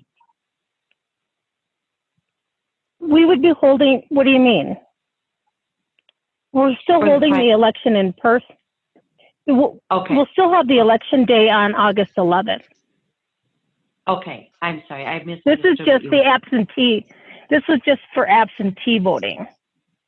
Okay. If you're not going to come on August 11th. Okay. All right. So basically you have a choice, 46 days or 7 days. Is that correct? Or nothing at all, where they have to do straight mail-in voting to the county. If they wanted to vote, vote early before the election date of August 11th, then they would have to mail in their ballot. They would not be coming to City Hall. All right. But they would have the option of still coming to City Hall if they didn't do their mail-in. If you opt for either the 46 or the 7. Yes. But let me clarify that City Hall is a polling location, so anybody in Precinct 2 would be able to come in on Election Day and vote at City Hall. All right. All right. Any questions there? And Allie or Chris, do you want a decision? I mean, we should probably be making these decisions as we're talking about them versus going through the whole thing and then coming back. Yeah, Madam Mayor, the most pressing decision is going to be the in-person absentee as Chris has to let the county know by the 8th, and we won't meet again before then. So that is the most pressing decision and discussion.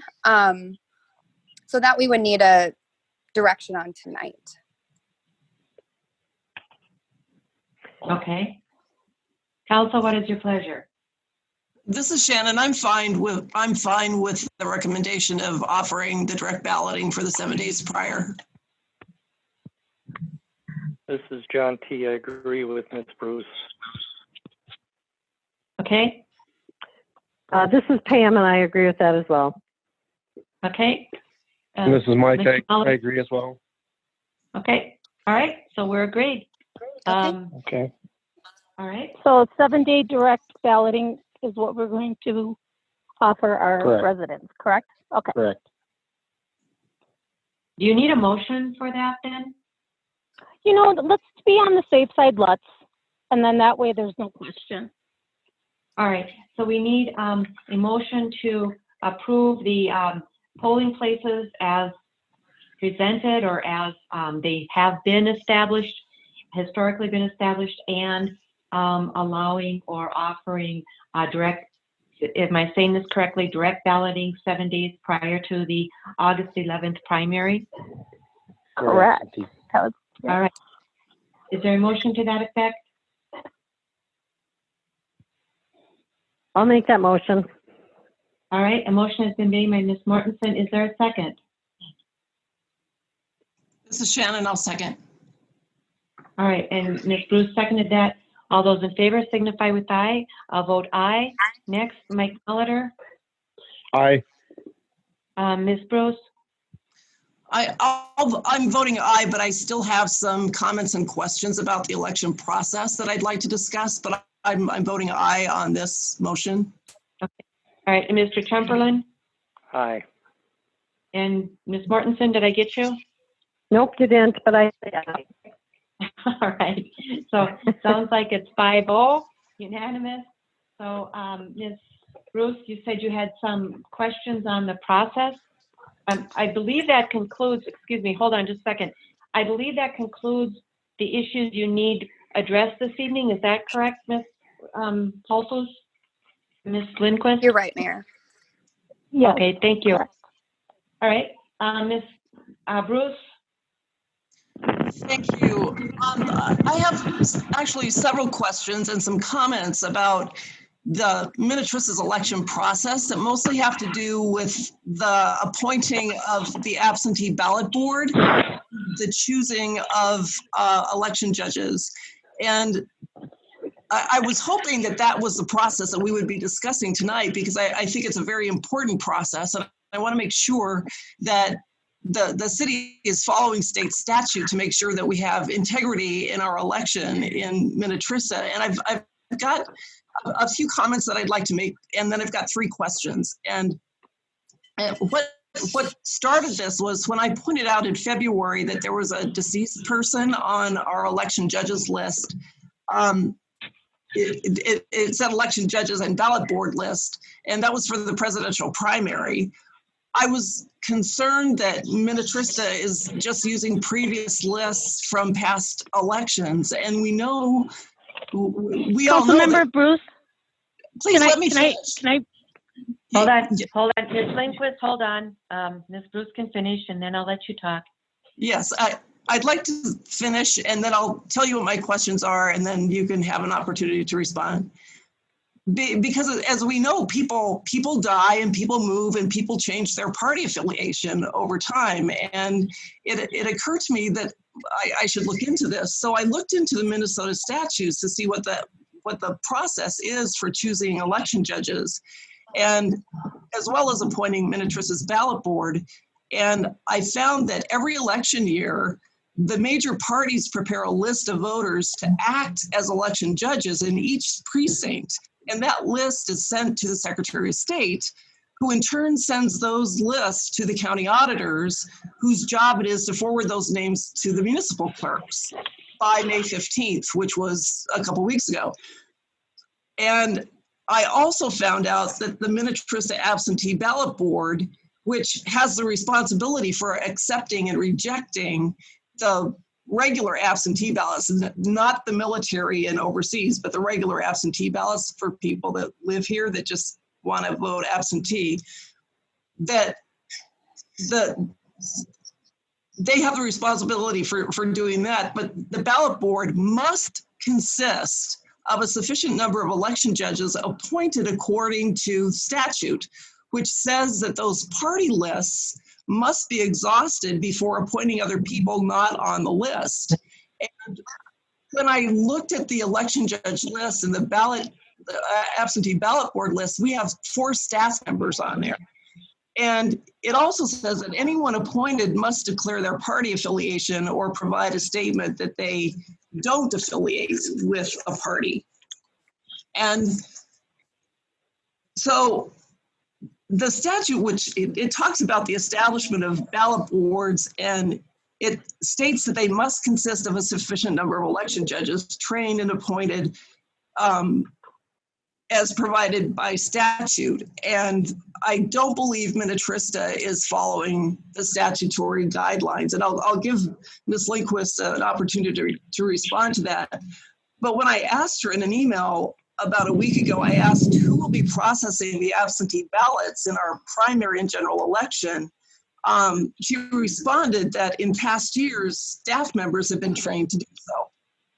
And statute clearly states, and Mr. Biggerstaff may want to look into this, but statute clearly states that the party lists that come from the Secretary of State and the county auditor must be used and exhausted prior to appointing other election judges and ballot board members. And Minnetrista seems to be bypassing that statutory process, and I'm concerned about that. Okay. So, well, why don't we my 3 questions are, and the first one is, what is the process that you've used in the past for assigning the ballot board members from the list you've received by the county, and who are those people, and when were they appointed? That's okay, first off, let me answer, can I please answer the question as you state them, so I don't have to try to remember all 3 of your questions and then respond to that? First off, the first question is, we don't have to use, that list that you get from the county, you have to use that list first and give them opportunity to be an election judge. That doesn't say they have first opportunity to be an absentee board member. And when we go through our clerk training, we can use city staff as absentee board acceptors and rejectors because of the absentee process that we do with in-person absentee. We don't have to pay somebody extra to come in and be on that board. We can use staff members. And that's the way we've been doing it for other cities do it the same way. I mean, some of your big cities are the same way. When I worked in Coon Rapids, I was an acceptor and a rejector, and the front board person, the front desk person was an acceptor and a rejector. Okay, well, I'm going to challenge that because I'm looking at Minnesota statutes 203B.121, and it states the ballot board must, this is a quote, must consist of a sufficient number of election judges. It doesn't say staff, it says election judges, and those judges must be appointed provided in sections 204B.19. And so I'm challenging that, and I would question our city attorney to look at 203B.121 and tell me I'm wrong. Well, I think what we should do is we can have our attorney look at. Let's have Ms. Bruce ask her other questions so then we can. Okay, hold on just a second. So pertaining to that question, we can have our attorney look into it and get back to us, to the council with a legal opinion on the correct answer to that question. Okay, so what is your next question, Ms. Bruce? My next question is, can you please explain the process of accepting and rejecting absentee ballots, and precisely who exactly does the accepting, the rejecting, and the vote counting, and when is each one of those things done in the process? Okay, when you have in-person absentee, a person comes in to vote. They give the front desk person or whoever is doing the intake of the application, the person has to fill out an absentee application. They take that information and they go out onto a system which is called SVRS, which is the state's voter registration system. They put in their person's information. They ask the person if the address is correct, and they reiterate that, because we cannot look at somebody's ID unless it is a brand new registering voter, excuse me. And then they, of course, they have filled out the application. We compare it to what we have in the voter registration. If something's wrong, we ask them if this is correct or not. And then we print 2 labels. One label goes on the absentee application. The other one goes on the absentee envelope. The person we give them the appropriate ballot. They go and vote. They come back. We give them a brown envelope with that, so they have it sealed in a brown envelope. So no one on staff has seen their ballot. They stick the ballot into the white envelope. They seal it in front of us. They sign it in front of us, and us as being election administrators, we can witness that. And since they came in person, you don't need somebody else to witness it. So then at the end of the day, we have two staff people initial them, because they have their application in front of them. And what we're supposed to look at is if their signature matches and if the last 4 digits of their Social Security or the driver's license matches. If that doesn't match, then it comes to me and I call the person and they have to come in and correct it. If it's accepted, I go ahead and I scan all the envelopes into the system, to the SVRS system. And then the next day, or sometimes we have to hold them for a few days. It depends on the Hennepin County schedule of when they want us to deliver the ballots. And they get sent by a secured courier, where I fill out a form saying how many ballots are in there.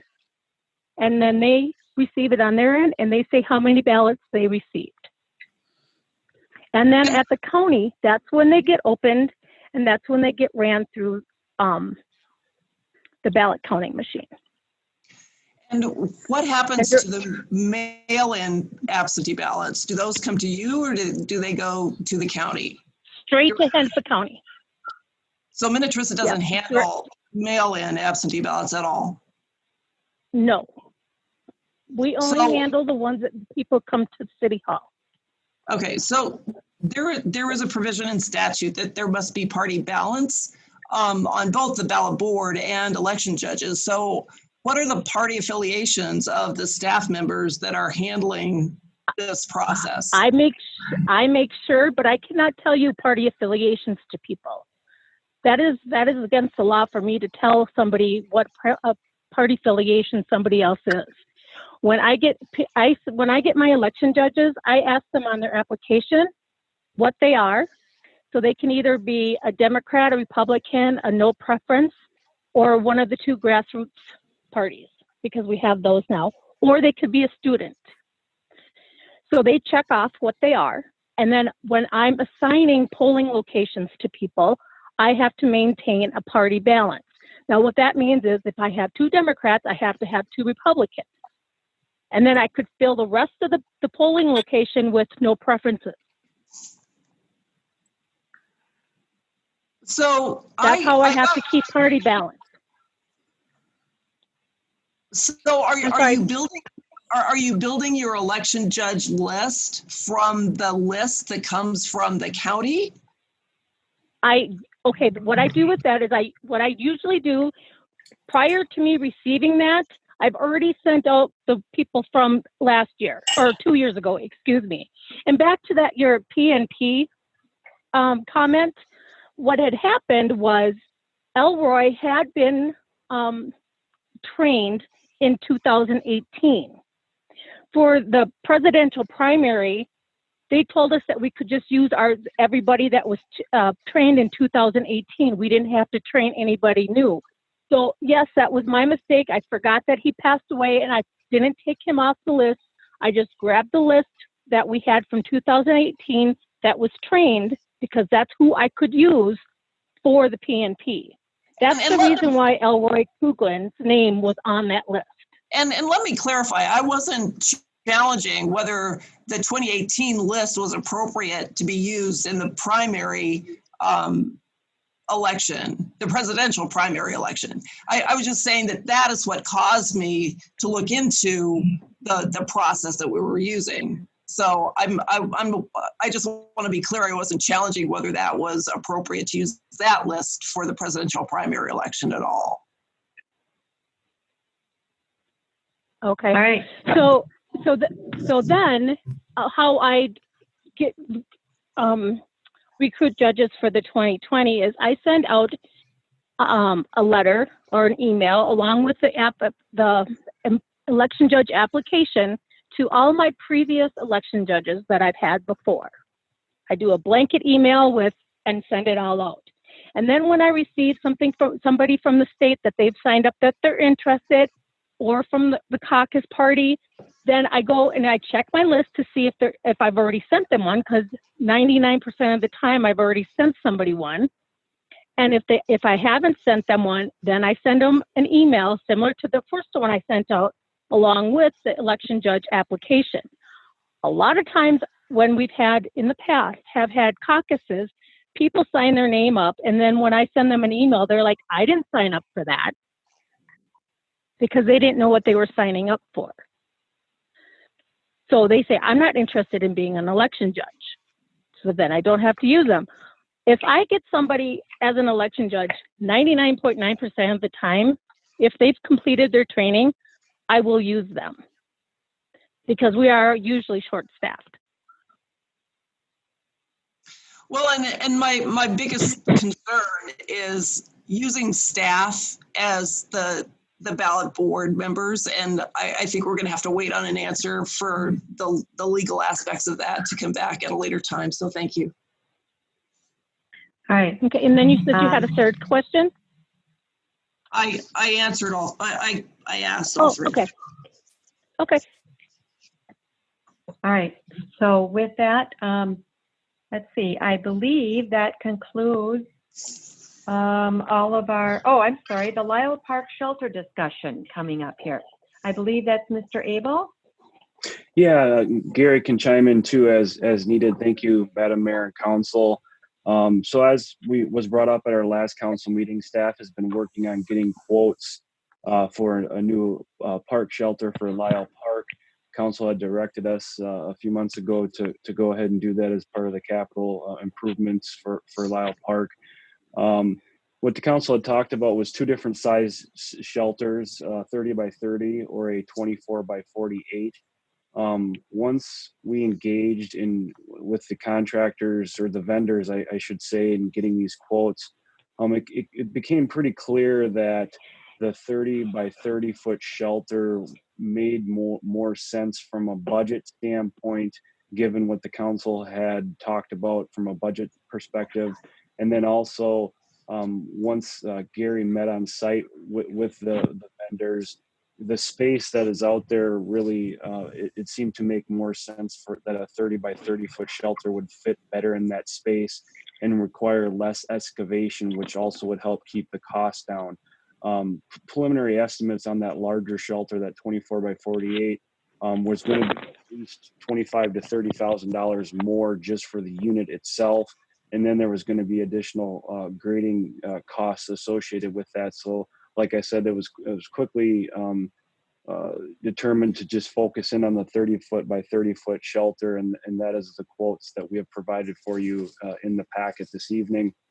You can see there's 3 company names that did provide quotes for us. We gave them pictures of the Linden Park shelter and told them to do something similar to that from an architectural standpoint. The 3 quotes, Flagship Recreation is the first one at $81,000. We have Minnesota Wisconsin Playground at $82,000, and then St. Croix Recreation would be the low one at $74,000. All of which include grading and essentially a turnkey, as mentioned in the staff report. There is what we asked them to provide for us with their quotes. So we just wanted to touch base with council on this evening. I guess we'd like to get some direction from you. If there's one of those vendors you'd like to go with, what we would do is bring back a resolution at your next meeting, likely on consent, just going ahead and approving that quote, but didn't want to get too far ahead of ourselves and wanted to have a discussion to make sure we're headed down the right path with the information we've provided. I don't know if there's anything else you want to add to that, Gary. No, I mean, that pretty much covers about it. Okay, thank you. Any questions or comments from the council?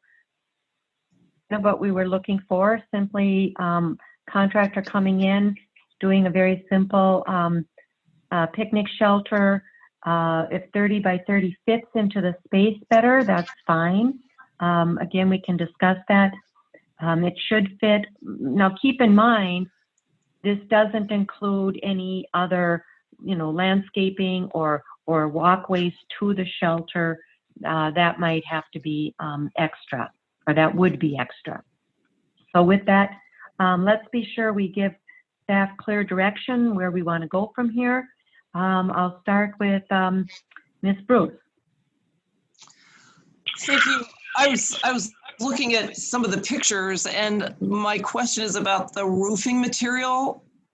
Some of the pictures have metal roofs, some of them have tile roofs, and I think we want to make sure that we choose a roof material that's going to last. And I think those, and I can't even think of the word of the kind of rubbery, kind of grainy tile that they put on roofs. What is that called? That it doesn't last very long. And I think I'd prefer to see either a metal roof over that. I think all of them were quoted with a metal roof. Oh, then we're just looking at pictures that aren't.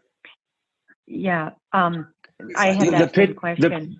The picture that's in there, that's our existing shelter in Linden Park. Oh, sorry. That's ours. So the other ones, the diagrams, they're all metal roofs. That was okay. Made clear to them from the beginning. Okay, that was my only concern. Thanks. Mr. Chamberlain? I think I saw my own answer. I noted the way the 3 bids are noted on the memo. Normally we list low to high, but I see they're probably listed alphabetically. So based on that, is there any reason in their bids and their product, is there any reason if we move forward that we would not go with St. Croix Recreation? Gary, you might have an opinion about that if you want to chime in.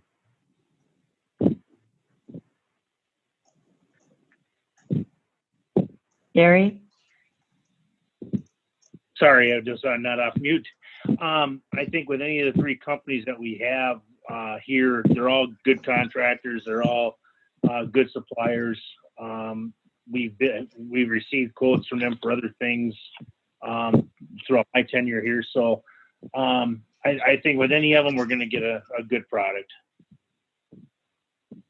Okay, thank you. So my only question is, if we wanted it to look similar to the other one in this neighborhood, then you'd want to go with the second one. What is that, Wisconsin or because they're the only ones that quoted it, if I'm not mistaken, and correct me, Mr. Abel, with the Minnesota-Wisconsin playground, because they're the only ones that quoted it with the rock base. Is that correct? Correct. Yeah, they looked at the picture of Linden, and that's yes. So they went, you know, a little above and beyond, if you will, to try to make it look as close as they could. Correct. Right. So the only difference would be the roofing then. St. Croix Recreation has cut face masonry wrap columns. Okay. Yeah. Right. Oh, they had it on there too? I think they all do. I think they all have the cut rock. That was one thing that we just were discussing. I thought Nick put that on there. I think all three of them do have that. Okay, I may have missed the picture that we sent the Coverworks model from St. Croix shows what rock. The one picture does show from them. I think Nick included that, but it would show what ours would look like, and that does include the cut face masonry column wraps. Okay, thank you. All right. Anybody else have questions or comments? Timing on this, are they all looking to be able to do them quite quickly before summer's over? Yes. Yes. Yes. I mean, as far as Okay. I understand, all of them do it. Okay. All right. So it looks like, John, I think you're correct. So the least or the lowest would be the St. Croix Recreation. And if they're as good a company as the others, why would we spend more money? I think that's kind of what you were getting at, right? Correct. Yeah. If And, apples, if we're comparing apples and apples, and normally I looked through the bids, but they're not all, obviously they're not all quoted, or they're not all their language is not all exactly the same. So I'm not an expert at that, but that I just wanted to be sure. If we're comparing apples and apples and they're all quality companies, then why would we not go with St. Croix? Okay. All right. So, Ms. Molitor, any comments? No, I agree. I think we should go with St. Croix. All right. Ms. Bruce? I agree, St. Croix. All right. And Ms. Mortensen? St. Croix. All right. So, staff, if you could bring back then a resolution to go with the St. Croix Recreation quote, I guess is what it would be called. What else would you need from us at this point? So 30 by 30, obviously, with the rock pillars, and we can leave that up to you folks to decide which rocks to do. What else do you need from us? That's all we need right now, Madam Mayor. We'll bring back a resolution and let the contractor know that we'll be good to go and get the process going. If we need anything in the future, we'll certainly check back with council if there's any other decisions to be made. But this is all we need at this time. Okay, great. Thank you. All right. So with that, we're going to move on to our last item. Mr. Baroni, I think that this is our COVID-19 preparation plan, back to business action plan. That is correct, Mayor and Council. So attached to this packet item are a couple of items. First is the back to business plan. That's more of an internal document, but we wanted the council to see that and what we're considering as we work towards a potential date to reopen City Hall. Our goal is when we do reopen City Hall is that we don't have to close it again because we forgot something. So what we're trying to do here is to cover all the bases. I've had input not only from Ms. Polfus, who wrote most of the business plan, and she consulted with Paul Falls, since he's our emergency preparedness and has a lot of knowledge in this area, and also talked with Mr. Peters, as well as we had one full staff meeting just dedicated to this. And so we went through that and prepared the back to business plan. Kind of hinged on trying to get plexiglass. That was the hardest thing to do. So Gary was able to find some plexiglass. There was like 2 locations that still had plexiglass available within the state. One in Marshall, Minnesota, the other up in Duluth, Superior area. So we dispatched one of our guys to go get it, and now we have our plexiglass. Otherwise, we'd be looking at a number of weeks or some other methodology to be able to enable our front desk staff to be safe. So we've got our plexiglass. Mr. Peters has talked with Chief Falls about a layout for the plexiglass that would go at the front counter. That's kind of our main focus, as that's where most of customer interaction takes place.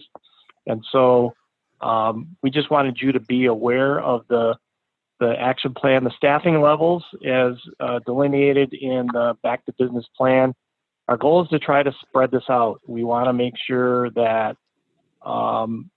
if we can ratchet up so more than half of us are there at a given time, great, but we're trying to be conscious of the social distancing.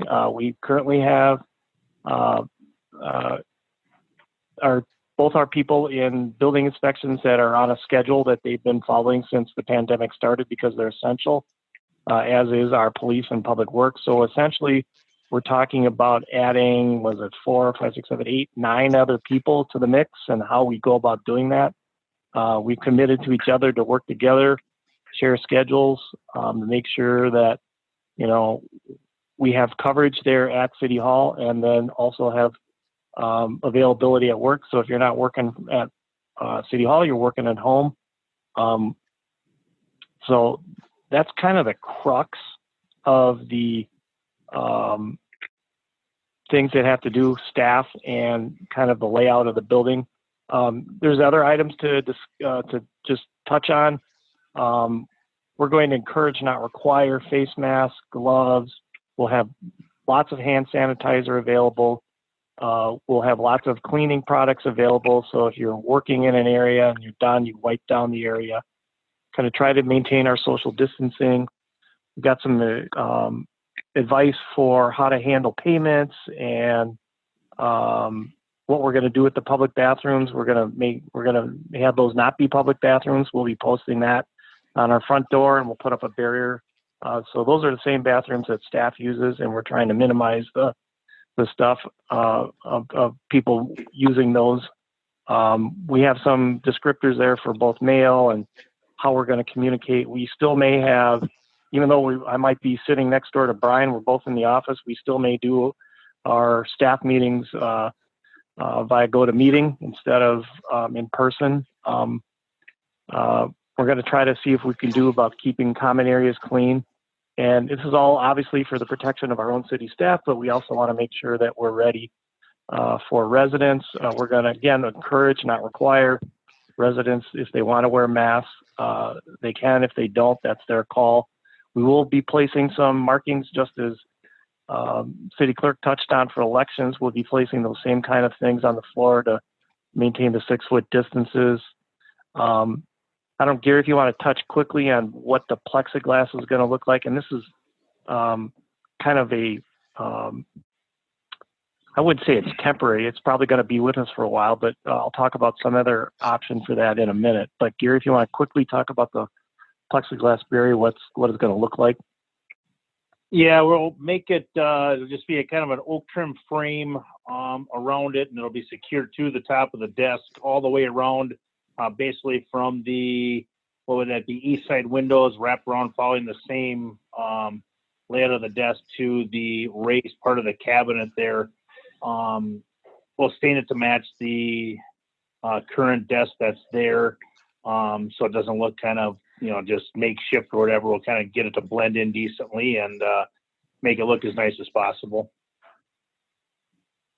Well, one other thought we have, and again, this is a little early, but I just wanted to make sure council's aware of it. If you recall, a number of years ago, we brought back a recommendation for some security at our front desk. Well, I think the definition of security is sort of changed a little bit. Now it's more like health and security.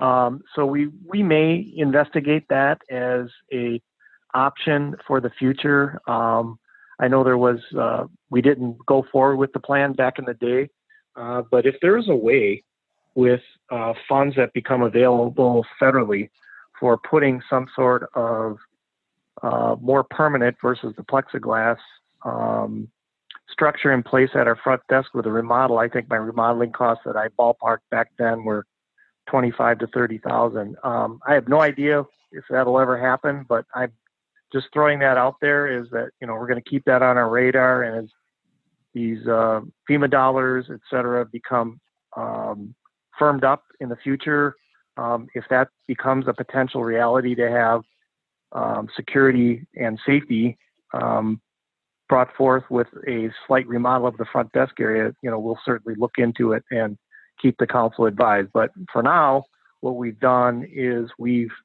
got, I think, something in place when we are erected the plexiglass thing that will provide us pretty much what we need.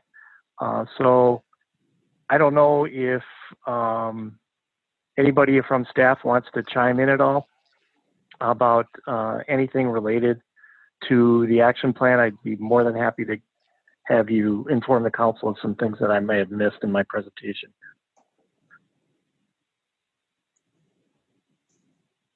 Oop. No, I guess you did a good job. Or they fell asleep.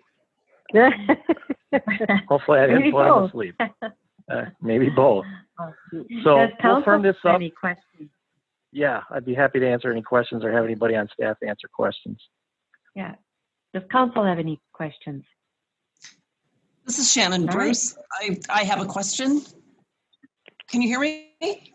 Yes. Yeah, go ahead. Okay. You said that you're not going to require masks, but on page 141 under the section, how are residents staying safe? That last sentence says that if a customer does not have a mask on, they will be asked to return with one or conduct business virtually. That sounds like you're requiring masks. And I think we ought not to be doing that. I think people don't have a choice about coming to City Hall for some things. It's not like they can go to another store. They have to be able to come to City Hall, and there's no authority to require a mask. So I'd like to see that sentence struck. I'm fine with that, Councilmember Bruce and Mayor, other council members. I think we can remove that. Our intention was to encourage people to wear masks, but not require them. So in our process to crank this out, we may have missed that, but we will not, like I said before, we're not going to ask customers or residents as they come to City Hall to wear a mask. We're going to encourage them, but if they don't want to wear a mask, that's certainly up to them. Okay, thank you. So there's no action that needs to take place. Staff just wanted to kind of keep us posted as to what. I'm sure we'll get more updates as we move along here. So that concludes our preparedness plan and back to business action plan discussion. So we'll move on to our administrative items. We have first up is Mr. Brony. Do you have any reports? Yes, Madam Mayor, I have a couple of things. Did make contact with Mr. Greg LaRue, the city administrator over in Shorewood, and sent him a letter outlining what we would like to see after our discussion last council meeting about their upcoming road project on Enchanted Lane. I asked specifically to make sure that we have our city engineer and our public works superintendent participate in both the visual and video pre-construction inspection, and then once the project is done, the post-construction inspection as well. They had offered that, but I was just reiterating that we are interested in doing that. I did let them know that the road is essentially rated as a 9-ton road, and we would like them to try to abide by that road tonnage limit as they move forward in their project. And then the other item that I mentioned is that we would like them to include all the Minnetrista residents that are along the Tuxedo and Shattuck corridor in their communication activities and related to their project. I did mention in that project, in my letter to them, that you may get some pushback. We may get some pushback from our own residents, like, what are you doing? Why are we going through this again? But I told them, I have confidence that they'll give them all the TLC that they need, because, for them, this is the second time they'll be going through it in about 3 years. So we will make sure that those items do happen, and hopefully that our road doesn't come out too much worse for wear at the end of their project. So couple of other items. So one other item for sure, our CIP. I think council at the last meeting, we talked a little bit about trying to, in advance, look at things that we could either delay or postpone or scale down or cut or whatever, however you want to phrase it, for 2020 ahead of the 2021 budget. And we are in the process of doing that. I don't have anything specific, except the one item that I do know that Chief Falls has talked about is I think we had 2 squad cars scheduled for purchase this calendar year, and I think he said he could defer a purchase of one of those until 2021. So that's one I can speak about for sure, but we're going to be working on it. Our inclination was to bring back this information as we start talking about our 2021 budget process, and just today Mr. Grimm sent out an email letting our own executive staff know when we're going to be starting our budget process, which will be next week. We'll start, and as we normally do, we will meet and get something ready. So when we get to July and August, we can start our discussions with the council about the 2021 budget. But as I said, we'll be looking at things that we can maybe shore up for 2020 as we go forward. And if we can move stuff back or not buy certain things, we'll certainly try to do that in the CIP area. But we just haven't had a chance to go through that in any detail just as yet. So with that, I think those are my 2 items. I do know that we've got the engineer and community development director. I am going to ask Mr. Peters, he's got a couple items that we've added. So I think we'll move on to Allison and our city engineer. Thank you, Mike.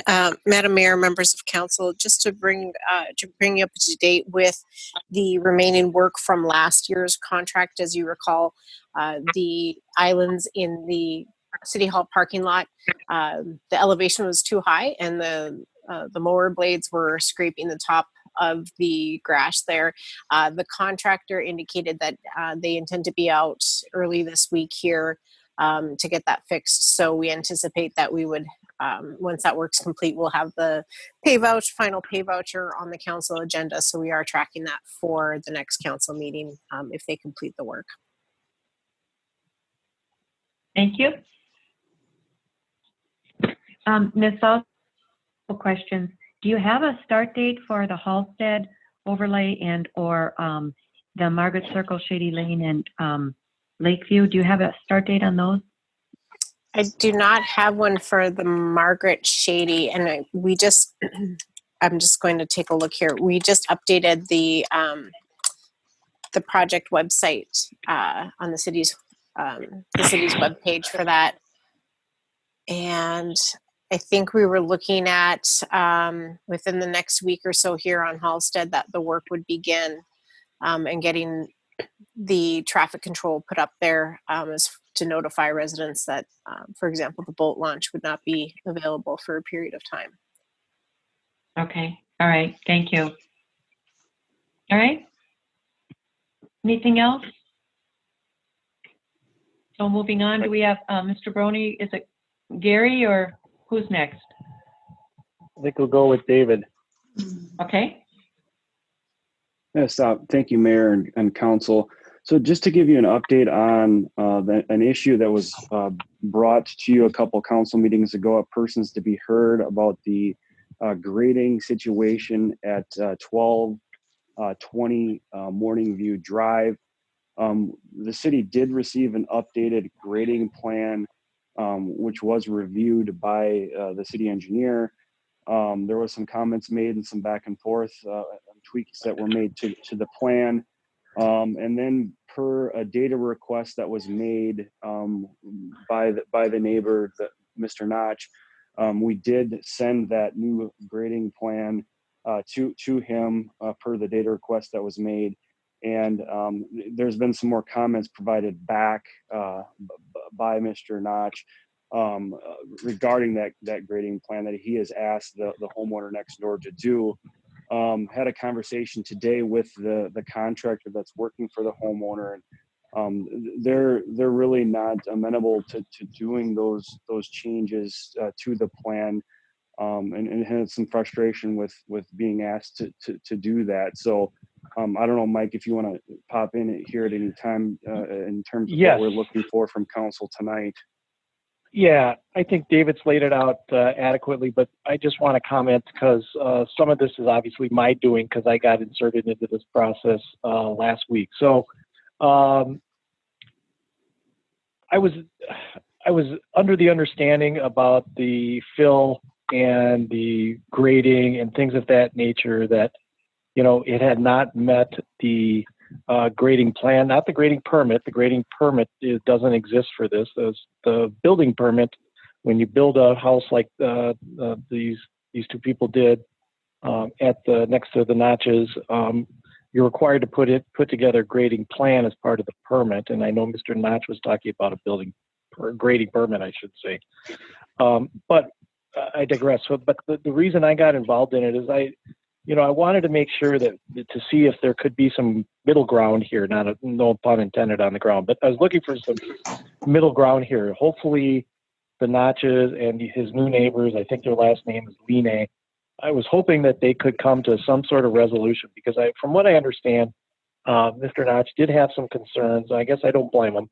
I was trying to put myself in his shoes on this, on why he wanted the grading modified. And so I was hoping to see if there would be some middle ground here, but it doesn't sound like there might be any opportunity for that. I do know after talking with, this guy's name is Bob McDonald, I believe he's listening in tonight. So hi, Bob. I talked with him this afternoon. And I know both Adam Gadbois and Nick have been talking with Mr. Notch, and I believe last Friday is when we sent that information David just described to Mr. Notch. And so we got his responses today, and I do know there were some conversations not only with him, but also with this builder, Mr. McDonald.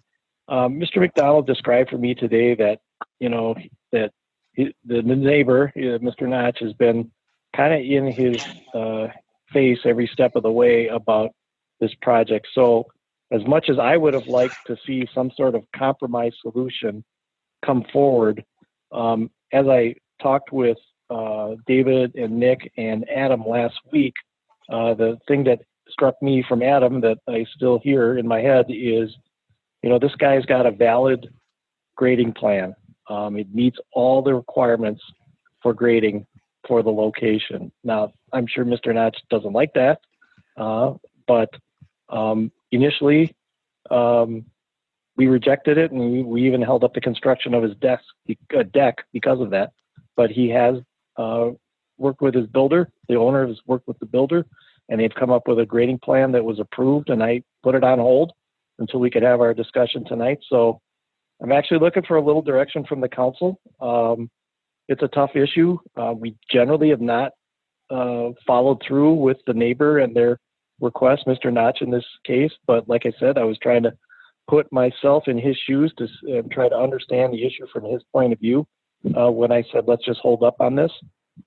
But again, hoping for some sort of middle ground that could be found between these two neighbors, but I don't think we're going to see any. So I'd be more than happy to listen to whatever the council may direct us to do. But my inclination right now is just to let Mr. Gadbois approve the new grading plan that meets all the specifications and move forward. Well, before we, I'll go to council here in just a second, but I would have a question for Mr. Biggerstaff. If a resident, builder, homeowner, home builder comes in and provides the city with a grading plan that meets all the specifications and all the standards, what can the city deny the plan, or can the city say, no, we're not going to approve it, Mr. Biggerstaff? Yeah, Madam Mayor and members of the council. No, I think the general rule would be that if somebody comes in and has satisfied all of the established criteria, they would generally be eligible or have a right to obtain the permit. So I know that in past discussions on this, the way the city handled this is the way that they've handled these types of permits in the past. And there was some question about what was originally proposed and what ended up happening. But my understanding, as I think Mr. Baroni just pointed out, the plan that's been presented today meets all of the requirements. And in that case, I don't know what basis the city would rely upon to deny a permit. Okay, thank you. All right, council, any comments or questions? This is Shannon Bruce.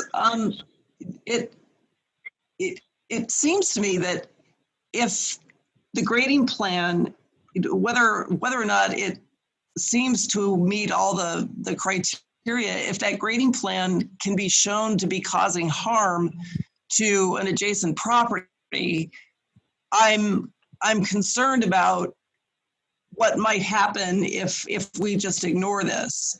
And because from my understanding, there's been significant harm to the Notch's property because of water and things that are resulting from the approvals that the city that the city took on this plan. And I'm concerned about that. And if we can hold up the permit on the deck and put a little pressure on this homeowner to comply or to at least cooperate, I think that might be a good option to take, because it might forestall litigation, and I don't want to see that happen. Maybe wait. The new plan that has been submitted that meets, how will that negatively impact Mr. Notch and his property?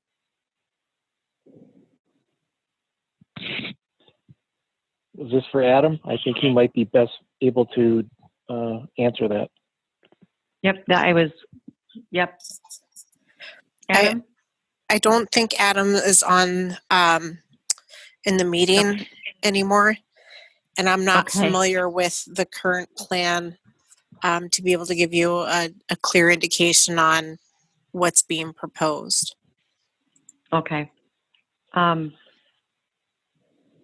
only thing I know is, the only thing I know, Mayor and Council, is I know when we talked last week, Mr. Notch, whether I can't recall if it was an email he sent or whatever, but he made some reference to the lot of the dirt being 3 feet higher than it was before. And I do recall Mr. Gadbois saying it was not even 1.5 feet, and he's got the survey materials to prove it. It was almost 1.5 feet, not quite, but it was a little higher.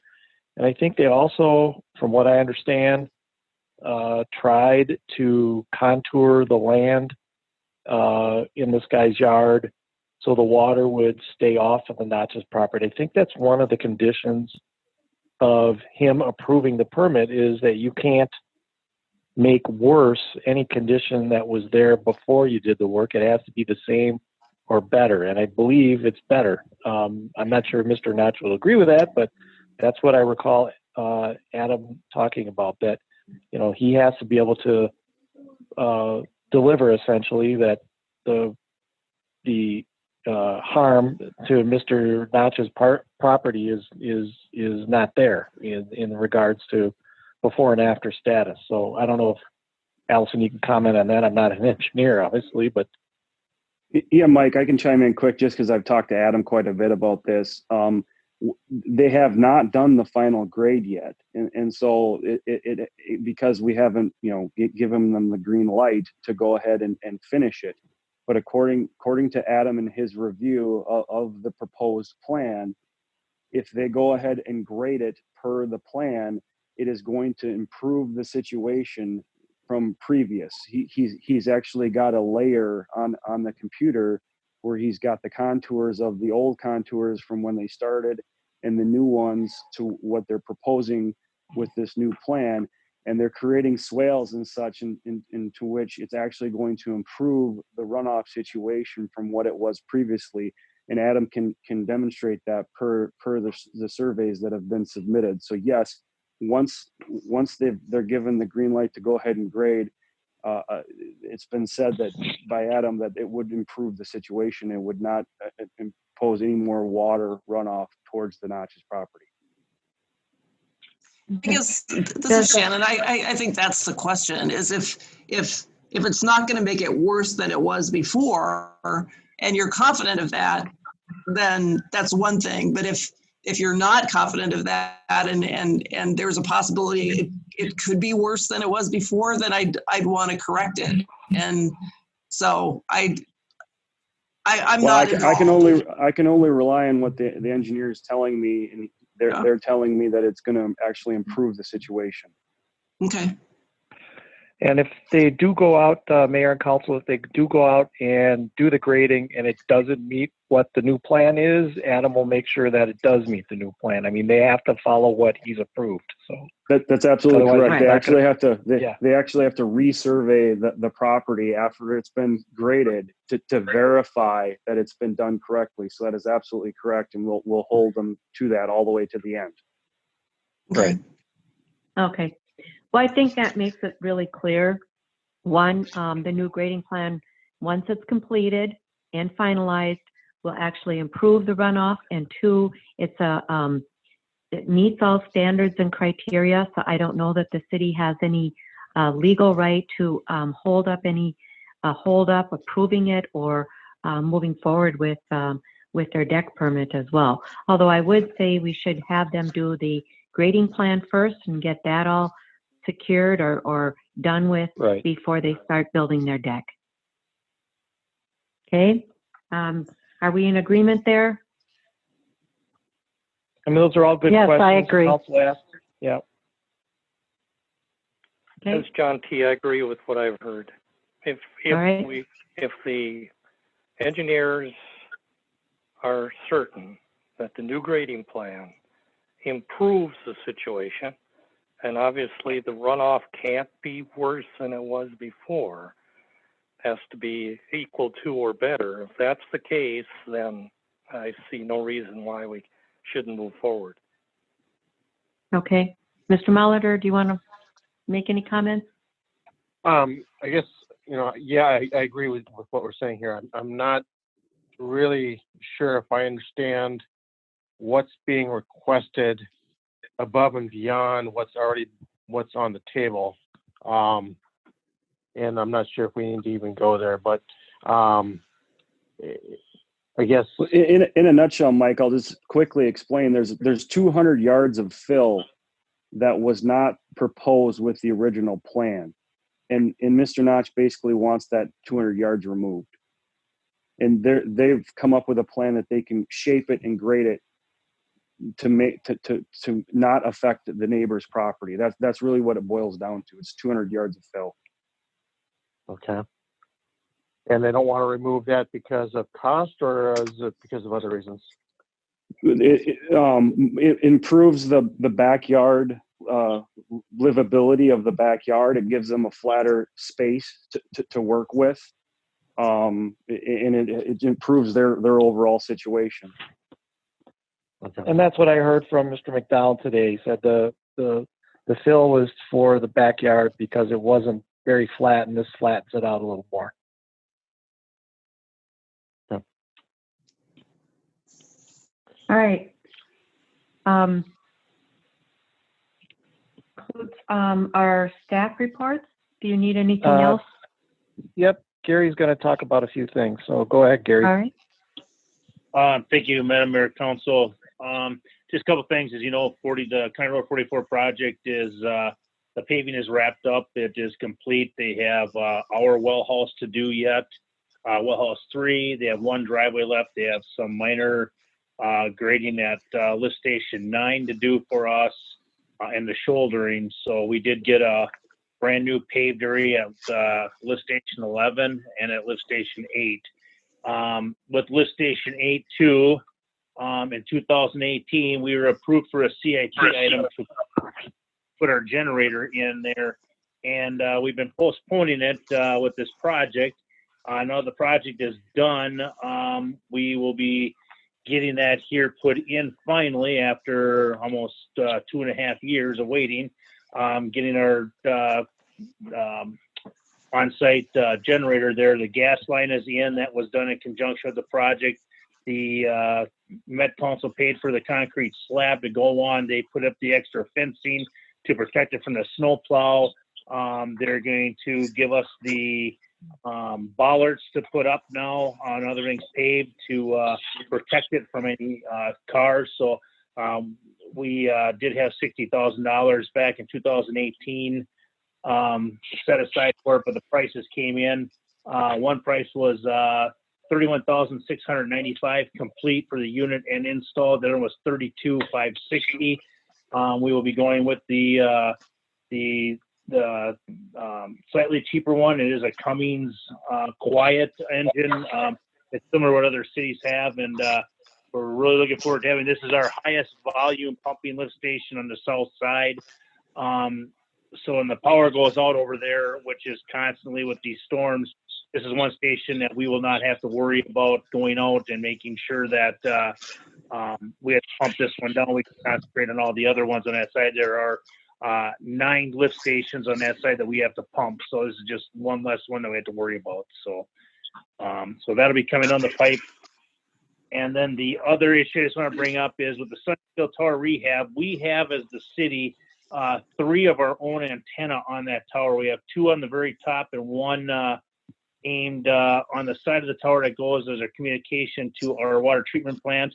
Those towers are going to be, or those antennas are going to have to be moved to the temporary towers. Talking with both T-Mobile and AT&T, who are putting 2 temporary poles up there, we can put our antennas on their poles. They have no problem with that. Our integrators on last Friday have sent us a price to move, to do all the wire exchange and get everything moved to the temporary poles for $7,768. The one caveat they say is that there's the setting of the cable in place and there's leaves that is not included, as well as the antenna aiming. Talking with both the representatives from T-Mobile and AT&T, they will hang the antennas for us. They will take it down with their crews. They will hang our antennas on their temporary towers. We can put our conduit in. We will do that in-house when they're doing their conduit. We can put our conduit in with their trench. They have no issue with that. We can go through the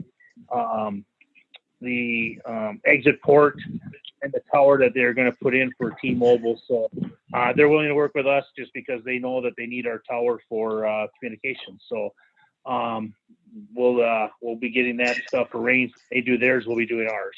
So we can keep communications, and that is the hub. That is the whole north side to communicate any of the alarms or anything from the wells, the treatment plants, or the lift stations. And we have that's what communicates to basically from there to Kings Point to City Hall. So with that, Mr. Peters, will the council need to approve those additional expenditures? Yes, we'll bring that to the next council. We just got it on Friday. Of course, I will write something up here and I will have it written up for the next council meeting for approval. All right, thank you. So, Gary, on that that $7,000 quote you mentioned, does that also include then putting it all back on the tower when it's done, or is that a separate round or separate trip or separate charge? That's a good question. I'm assuming it's to put them there and back, but I will put them find back out. on as well, yeah. So that's a very good let's question. get that clarified. Yep, I will. I will make a note on it right now, and that's a very good question to bring up. Okay, thank you. All right. So any other questions or comments for Gary? All right. Now does that conclude our staff report? Yes. All right, thank you. So we'll move on to council reports. We'll start with John. anything on Pine Sarah? Yes, had the monthly meeting on the 21st. Two things affecting us, or one at least. We approved the 2021 budget. Assessment to Minnetrista this year will be $14,009. That's a $484 reduction from last year. And of course, that's just, again, done based on how they go about taking all the fair market values of the 6 cities that are in the watershed and dividing it out. Also, we did some tweaking on 4th Gen, continuing to work on that. We're close to a final product, which will be final draft at our next meeting. And then after that, that'll open a 60-day window for open hearings. So Open comments, right? Open comments, yeah. So hopefully we'll have that. We're on schedule with that. All right, great. Thank you. Ms. Bruce, anything? Yes, I attended the St. Bonnie Fire Commission meeting on last week. I'm sorry, I don't have the date, but and we talked about budget, and while they don't have the 2021 budget done yet, and we aren't going to meet again until November, they're looking at anywhere from a 3.5% to a 5% increase, mostly because of some training costs that are coming up, which they might get a grant for. So those costs, that the increase might not be as large as they're anticipating. Also, they're wanting to save about $5,000 a year towards a new duty truck that is 15 years old. So those are the costs that are pushing that budget up about 3.5% to 5%. And we have to keep in mind too that the last couple of years they've had a 0% increase. So I'm not too troubled by that. They also talked about the Highway 7 closure coming up in August, and it's only going to allow for the westbound traffic to be open. And so they'll be working with the Victoria Fire Department to cover the addresses in Zumbra that they can't get to, but it's a pretty small neighborhood, so it shouldn't be a big deal. So that's all I have. Okay. So in other words, they're not even going to let emergency vehicles through? Well, I'm sure they would, but because Victoria is on the other side of it, they're working with them so that they can just get through easier. Okay. All right. All right. Mr. Molitor, anything? No, thank you. And Ms. Mortensen, anything? No, WCC has not resumed their monthly meetings, and I don't know when they will. All right. All right. Well, Ms. Mortensen and I had a personnel committee meeting, which we're going to be talking about here. I just have a quick question. Planning Commission, David, do we have any Planning Commission meetings coming up or Park Commission meetings coming up? We don't have any parks slated at this time. We do have a couple land use applications that have come in, and we likely are going to hold a meeting in June. They weren't fully complete since we needed some more information, so there was some delays with some stuff, but we will likely be holding a June Planning Commission meeting. Okay, and we can decide that at our next meeting, who wants to attend that. So, all right, thank you very much. So with that, this concludes our regular city council meeting. I'm going to ask Mr. Biggerstaff to weigh in here real quick. Can we adjourn our regular meeting and then go into a closed session and then either reflect what we discussed in the minutes or else make comments at our next meeting rather than keeping, I'm not sure how we can keep our existing meeting open. Yes, Madam Mayor. Go ahead, Andrew. Well, just to make matters more complicated is that we're doing this meeting on Zoom. The next meeting is going to be on GoToMeeting. So different platforms. Yeah, I think the easiest thing to do, given the technical issue, is probably just to provide a recap at the next meeting of the city council. So I don't, I don't think we have to log back onto Zoom or anything like that after. I think you can just provide a summary at the next meeting. Okay, thank you. So then with that, we can be adjourned and, at this meeting, and then we'll go into closed session. And I believe you all have that information. So is there a motion to adjourn? So moved. Okay, is there a second? Second. Okay, all those in favor signify with aye. Just signify aye. Aye. Aye. Aye. All right, that's 5-0. We are adjourned, and we will resume in about 5 or 6 minutes to our closed session. Thank you, everyone.